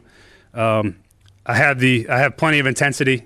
I'm a pretty laid-back demeanor most of the time, as you guys will see, but when it's time to make corrections and bring the energy that's necessary, I can do that. But my coaching style is a teaching coaching style. We're trying to make sure that our guys know exactly what to do, how to do it, and can go execute at a really high level and as fast as humanly possible. That was Titans head coach Brian Callahan. They're rounding out the coaching staff. Offensive coordinator filled this morning. Nick Holes, former Jacksonville Jags passing game coordinator, will be the next OC. Bill Callahan, Brian Callahan's dad, will be the Titans' next offensive line coach. And I am holding myself to this, and I will implore you to do the same. I can't be overly critical about the coaching staff because we haven't seen the coaching staff. That you can have questions. I have questions. I'm skeptical, but before I can get way too high or way too low, let's play some games first. But I want to get your thoughts on that, on the Titans coaching staff so far. Our phone lines are driven by WilsonCountyHyundai.com. 615-737 is the phone number. 615-737-1025 is the phone number. Jason in Hendersonville is on the line with a thought on the offensive coordinator. What's up, Jason? Hey, you almost stole my thunder right before the break. He didn't want anybody he was going to butt heads with. I mean, he's going to be the play caller anyways. And with this guy coming in, he knows he can work hand in hand with him, especially being in touch with a lot of receivers and receiver caliber. He could probably ask him, is there anything I'm missing? Is there something that, that you're looking for that we can implement this new offensive style we're going to bring to the Tennessee Titans? And it should clue us into, what he's about to do as far as revamping the offensive line, because that line is going to become more of a passing offensive line, pass blocking offensive line as much as it is going to be the run. And so it's a lot of good things on the horizon if they can pull in the right players and get them coached up. So he didn't want anybody that he was going to, like a Matt LaFleur, like last time where they were button heads and things just didn't work. So everybody ought to be optimistic that this is going to be a duo that's going to be able to bounce ideas off each other. And then at the end of the day, he's calling the plays. So yeah. Thanks for your call, Jason. Appreciate it. And that is one thing about the benefit of having a play calling head coach is if, let's say, the offense is one of the top in the NFL, Will Levis blossoms, which I'm sure is what we all want and what we all hope will happen. Nick Holes might get a play calling OC position somewhere, a head coaching position somewhere. You're going to have that consistency at the play caller. Yeah. But to his point about, it's going to be more of a pass blocking offensive line more than a run blocking offensive line. Well, this offensive line didn't really do a whole lot of either. It's going to have to get better pass blocking and run blocking. And while Brian Callahan's offensive philosophy, it is very pass heavy. He said the team that passes the best wins the most. They're going to throw the football. Mm-hmm. You still have to run the ball. You have to. And he said, don't get it twisted, we're still going to run the football. And you look at what they did, at times with with Joe Mixon. They ran the ball at times, and they did it well, right? 12 personnel, go shoot a shoe, and you stuff it down somebody's throat, and that's what they did. So I wouldn't be surprised, if they go ahead and have a rushing attack still be a big part of it. And when I asked him about balance, him meaning Brian Callahan, he said that we're going to do whatever it takes to win. Yeah. So if it's run the ball 30, 35 times, we're going to do that. If it takes throwing the ball 40 to 50, we're going to do that. And I think that adaptability is something that's key. So the Titans have their OC, DC, O-line coach, wide receivers coach, which we have not touched on nearly enough, TD. Tyke Tolbert, the new Titans wide receivers coach, comes from the Bears. A lot of skepticism coming from Titans fans of, DJ Moore was a good receiver when he got to Chicago. Darnell Mooney hasn't really progressed. What gives you optimism about Tyke Tolbert? Yeah, Mooney had a solid year 2 years ago with Tyke as his coach the first time. DJ Moore had record career highs in all three. So, yeah, he was good. But I would imagine, that helped because that offense wasn't exactly conducive to him being too productive, but he Offense found a is way. terrible. Yeah. So I think so. Here's what it boils down to for me. You go to Arizona, Anquan Bolden's rookie year. He sets the record for receptions. He sets a rookie record. You know what I mean? You spin it forward to Lee Evans as a rookie, almost 1,000 yards, coming out of Wisconsin. You look at Odell Beckham Jr., I believe it was year 2, 1,100 yards in 12 games. You look at Sterling Shepard, rookie out of Oklahoma, almost 1,000 yards. You look at, as I mentioned, the DJ Moore one. I mean, even back to Florida. So, ironically, if you look at that stat, because we know Ben Troop, he was a teammate of Rand Carthon's. That's how I found out that they called Rand the mayor in Florida. That's what they used to call him in Gainesville. The mayor? Because of his relationship building, how he could, he's an artist with that. Right. So I say what I have to say. Ben Troop, who was a teammate of Rand Carthon's at Florida, was coached by Tyke Tolbert, right? Ben Troop ended up getting drafted in, fourth round. So you have that. I think when you look at him as a coach, and this is just kind of because my guy Emory Hunt, he actually played at Louisiana Lafayette. Tyke Tolbert was the receiver coach there. He was a running back, so he didn't, work hand in hand. But he talked about he's told me about, some of the things that he would teach the receivers and how he would develop them. So I'm confident from that perspective. But then he has a long resume. He's been in coaching for a long time. So I would be confident in him because of that. Dustin in Hopkinsville, Texas says, Tyke Tolbert's hire says to me that the Titans are drafting a rookie wide receiver in the draft, and a high-caliber one. Because of his proven track record of working with young receivers. I could see that. Now, whether that's round 1 or round 2, I don't know. But, I mean, you go back to it's slipping my mind. The receiver, Darius Slayton. Had a productive, and you're talking about a lower drafted guy, had a productive rookie year, 5th, 6th rounder with the Giants. Yeah. Productive rookie year. So, yeah, I mean, there's a track record that's proven that he's been able to find a way to develop young receivers. The other thing that leads me to believe the Titans are going to draft a receiver, a high-caliber one, is that they need one. That's always a good reason. Right. Yeah. And it at least gives you optimism that a position that you need, that you could draft, and that I think that the Titans probably will draft in either the first or second round, that you have a receivers coach that has a proven track record helping develop some young receivers. Another texter texts in and says he brought in one guy that he knows, Brian Callahan, not every guy that he's ever coached with. Well, to be fair, neither did Mike Vrabel. It feels that way. But you bring in guys that you know. You bring in guys that you have connections with. It's what happens, man. I don't understand what's complicated about this. Like that's the way it goes, man. All right, coming up next, there's a sentiment about Mike Vrabel, and I want to know where it comes from. We'll get into that coming up next. We'll also get into your phones as well. 615-737-1025 is the phone number. Stillman & Company is brought to you by Jarrett Company's Fire and Commercial Plumbing. HVAC Division, call them at 615-515-1270. That's Jarrett Companies, jarrettcompanies.inc.com.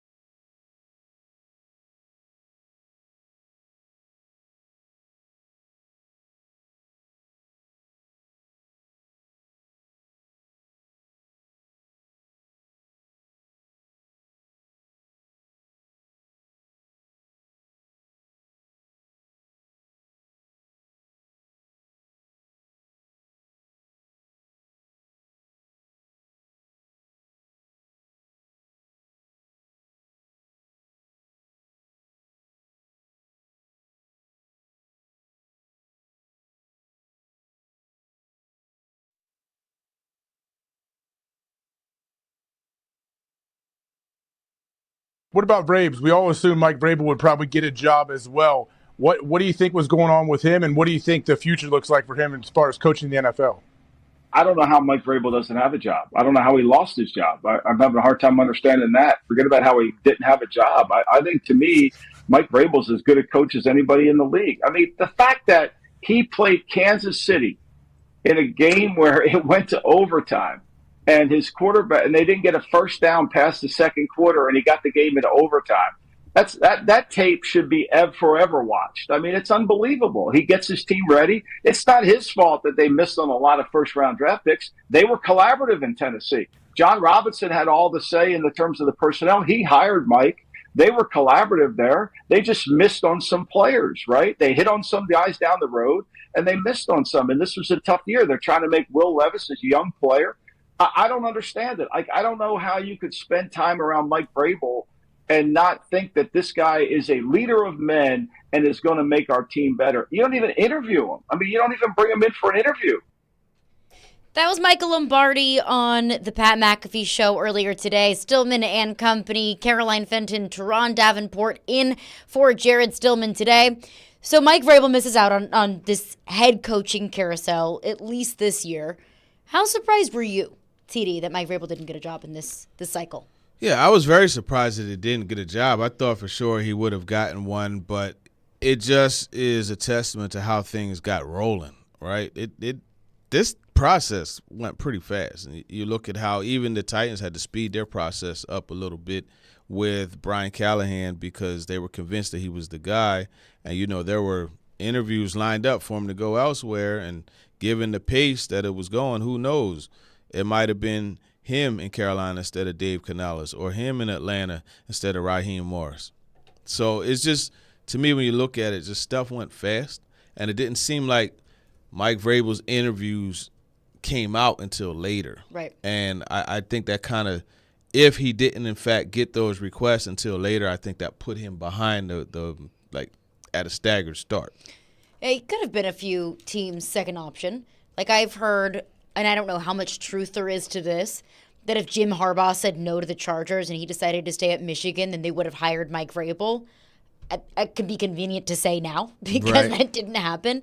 And look, I'm surprised too, because everything that we've been told is that Mike Vrabel is a great coach, that if you move on from Mike Vrabel, he's going to get another job tomorrow. And I do think that he's very well respected around the league because I do think that Mike Vrabel is a good coach. It just wore out his welcome here within this organization in the direction that this organization wanted to go in. So I was surprised to see that Mike Vrabel didn't get a job in this cycle. But what I disagree with is the sentiment of how in the world, how could Mike Vrabel not get a job? In fact, how could you even move on from Mike Vrabel in the first place? The over-exaggeration of maybe what Mike Vrabel is, or over-investing in what Mike Vrabel brought to this team 2 to 3 years ago versus how not so great it has looked here in the past couple of years. That's what I don't understand. Yeah, and it's the lack of understanding the things surrounding the X's and O's, which Michael Lombardi mentioned, everything on the field. But there's more to an organization than what's on the field.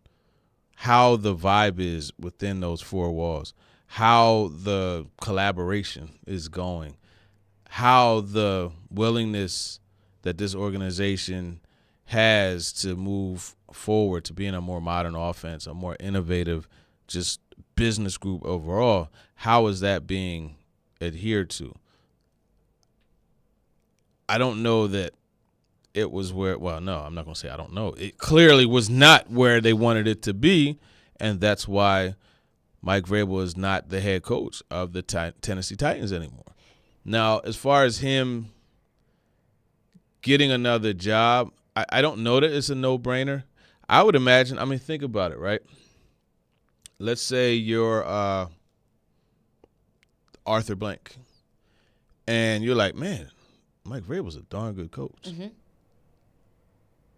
What happened? Like, how?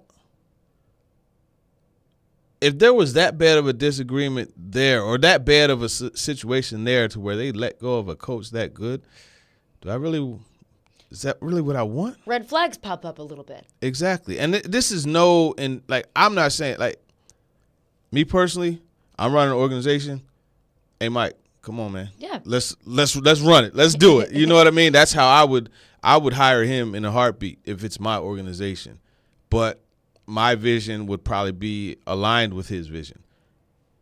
Amy Adams Strunk and everybody's vision wasn't aligned with his, and ultimately the person who calls the shots is the one that the alignment has to be with, and that's why we're in this situation. And one thing that I have wondered, because I look at Bill Belichick, that if I'm an owner, if it's my organization, I have a lot of trepidation of giving over the keys to my car to a coach that's 72 years old. I don't mean to sound incredibly morbid, but if I'm going to give you all control, who's to say you're not going to retire in 3 years and then I'm starting from square one? Did Mike Vrabel demand or want the same control elsewhere that he maybe felt that he deserved here? I don't believe so. But I do know with Belichick, that was a situation. That front office, Rich McVay, he lost a lot of, he pretty much stripped of his power. People in the front office, they're like, no, I don't want him to come in here and strip us. And so there was, a lot of, I don't want to say dissension, but there was, hey, look, we're not going, that's not going to work. Like in Washington, if I'm Adam Peters, I just got this job. I don't want to give up all of my control to Bill Belichick. No. And potentially put my job on the line. Yeah, and that's the thing. It's like, okay, you want to be the one calling the shots, but when those shots don't hit their target, you know what I mean? Shots are going to start being hitting me. You know what I mean? No, we're not having that. So, yeah, I'm surprised that Mike Vrabel didn't get a job. I do think that he'll be in the head coaching conversation next season if Philly comes open. The Cowboys potentially comes open. I think Mike Vrabel would be square in the conversation for those jobs. Bill, I don't know. And that is kind of sad. Like, if Bill doesn't get a head coaching job in this cycle, when he's 73, another year down the line, and that does make me sad that Bill Belichick, for the greatest to ever do it, might not be a head coach. You got Nick Saban and Bill Belichick both going out. Yeah, and Pete Carroll, too. And you Pete can't Carroll. forget old Pete, man. Even though he's out there quarterbacking. You know what I mean? You saw the video where he was throwing. He put every ounce of his body into those throws, man. He's the most agile man in his 70s that I have ever seen. He was getting it. He is spry as can be. All right, let's get into your phones on this. Chuck is on the line with a question on the East-West Shrine game. What's up, Chuck? Hey, how y'all doing today? What's up, Chuck? Good. Where's Jared playing hooky today? Jared's out today. Okay. No, I was just checking out. I haven't heard anything about the East-West Shrine game. I didn't realize they played till I saw the highlights last night. Nobody care about those guys or what? No, those guys are cared about, and it's just, Eric Galco, he runs it now, a good friend of mine. I've known him for quite some time. He is so focused on being able to compete with the Senior Bowl that or beating the Senior Bowl, not competing, outdoing them, that he has now had it to where it overlaps. Like it used to be, it was the week before, all the focus was on that. Mm-hmm. But what happened with all the focus being on that is the Senior Bowl would see a player doing good. Yeah. Like, yeah, let's bring him up to our game. So now the guy wouldn't take part in the game so he could make sure that he could be at the Senior Bowl to take part in the practices to get more exposure. So there's a combination. However, Frank Gore Jr., he won the MVP. Yeah, he looked good yesterday. He looked really good. You do have that. Yeah. This is a draft of Hall of Famer sons. Yeah. Marvin Harrison, Jerry Rice, Frank Gore. Yep. It is definitely that. And there was a returner. He had a really good return. But, I mean, Chuck is right. The East-West Shrine is not getting the same amount of burn and shine as the Senior Bowl has gotten. And those two bowl games, like they're direct and competing against each other. I will say this. You look at Chig, the rookie. Chig came out of there. Mm-hmm. Kyle Phillips came out of there. The Shrine, like they're pushing guys into the league, right? Zay Flowers is a Shrine alum. You know what I mean? So I'm not going to say the game is a total step below the Senior Bowl. Just doesn't get the same because the East-West Shrine Bowl, that is a game. It is not a week, correct? No, they have practice. Oh, they do have practice. Yeah, and that's the thing. It used to be in St. Pete because I remember you used to fly down there, right? You're there for the week. You leave. You don't go to the game. I would come back home, relax, recover, and then fly back to get back on a plane and fly to Mobile for the Senior Bowl. Like you were able to have, it was 2 weeks of getting to see prospects, and it was really fun. That is fun. That is fun. Another texter texts in says a lot of Titans fans were mad that we didn't trade Vrabel. Now it looks like there were no suitors. Do you think the Titans did their homework and knew there was no trade market for him? Let me know if you feel differently, TD, but I don't think that they traded Vrabel because they knew who they wanted to hire, and it was Brian Callahan, and they were wasting zero time to do it. Basically. He was, and I have no problem with that. I'm not going to say they knew who they wanted to hire, but he was pretty much that's where the focus was on. But they wanted to vet the process out, And even if they didn't have a short list of candidates that they wanted to zero in on, trading a coach is not an easy, nor is it a quick process. No. You wait until end of the divisional round of the playoffs, and then there might not be a suitor waiting for you at the end of the process. So what are you going to do? Are you going to hope and pray that there is another coaching candidate that you like? You going to end up in a situation like Washington? No, I do not. Right. So that's why they did it. All right, 615-737-1025 is the phone number. We'll get back into your phones on this. Plus, coming up next, what's left for the Tennessee Titans? We've seen them make some moves pretty quickly on assistant coaches. What are some positions to fill? Who are some possible names to look at? Because I'm sure those vacancies could be filled over the weekend. So we'll get into that coming up next. Stillman and Company, 102.5, 106.3 The Game.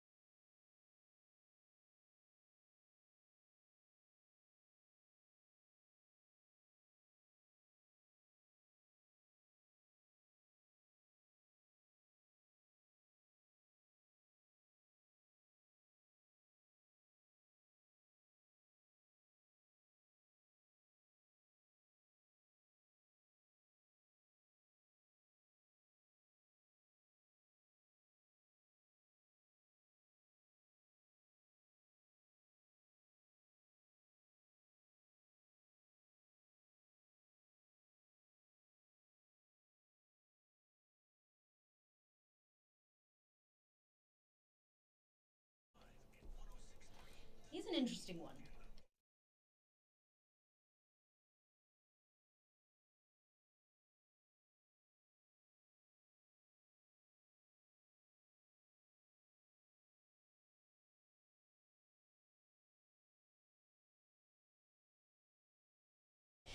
Stillman and Company, 1025, 1063, The Game and The Game Nashville app. Caroline Fenton and Teron Davenport in for Jared Stillman today.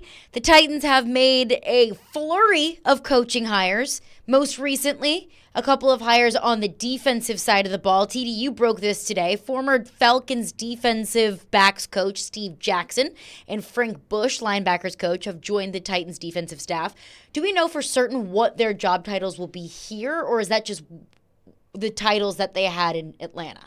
LB coach and LB DB coach and coach. DB Yeah, coach? yeah. So Will there be, do you think that they're going to hire separate corner and safety coaches? yeah, and that's where the question comes in, how they're going to do that, right? And I would imagine, like we talked about earlier, it's two different skill sets. So there's one thing and a viewpoint that the safeties have to look at the game from and their techniques, and there's another separate set that the corners have to do. So, okay, are you going to have somebody working both of those at the same time, or are you going to divide the labor some like they've done in the past?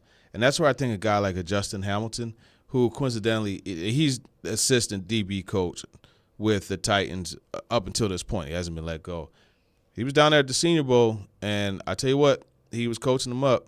Worked a lot with Cam Kinchin, saw him working with the other safeties, Simpson, the Auburn safety. So you do have an option there, and obviously if we're talking about safeties, Scott Booker has quietly done a solid job with the safeties. So those are two options there. Scott Booker was the one that he was with the safeties for the Titans, Got it. since 18. So he's a Vrabel guy. Then you also look at, so if they go outside linebackers, and so that's the other thing, okay, are you going to have a separate outside linebackers coach and a D-line coach? Because if you go D-line, I love him just because the energy he brings. And he's like full of knowledge. He played the game, Brenson Buckner.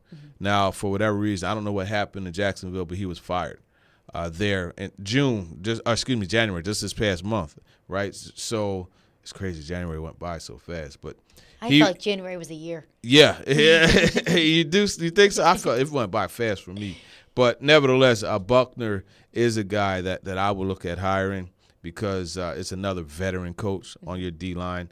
Now, outside linebackers, if they decide to go outside linebacker, I'm smiling because my guy, one of my favorite people to talk to about football, because you feel the energy when you talk to him, and that's Chuck Smith.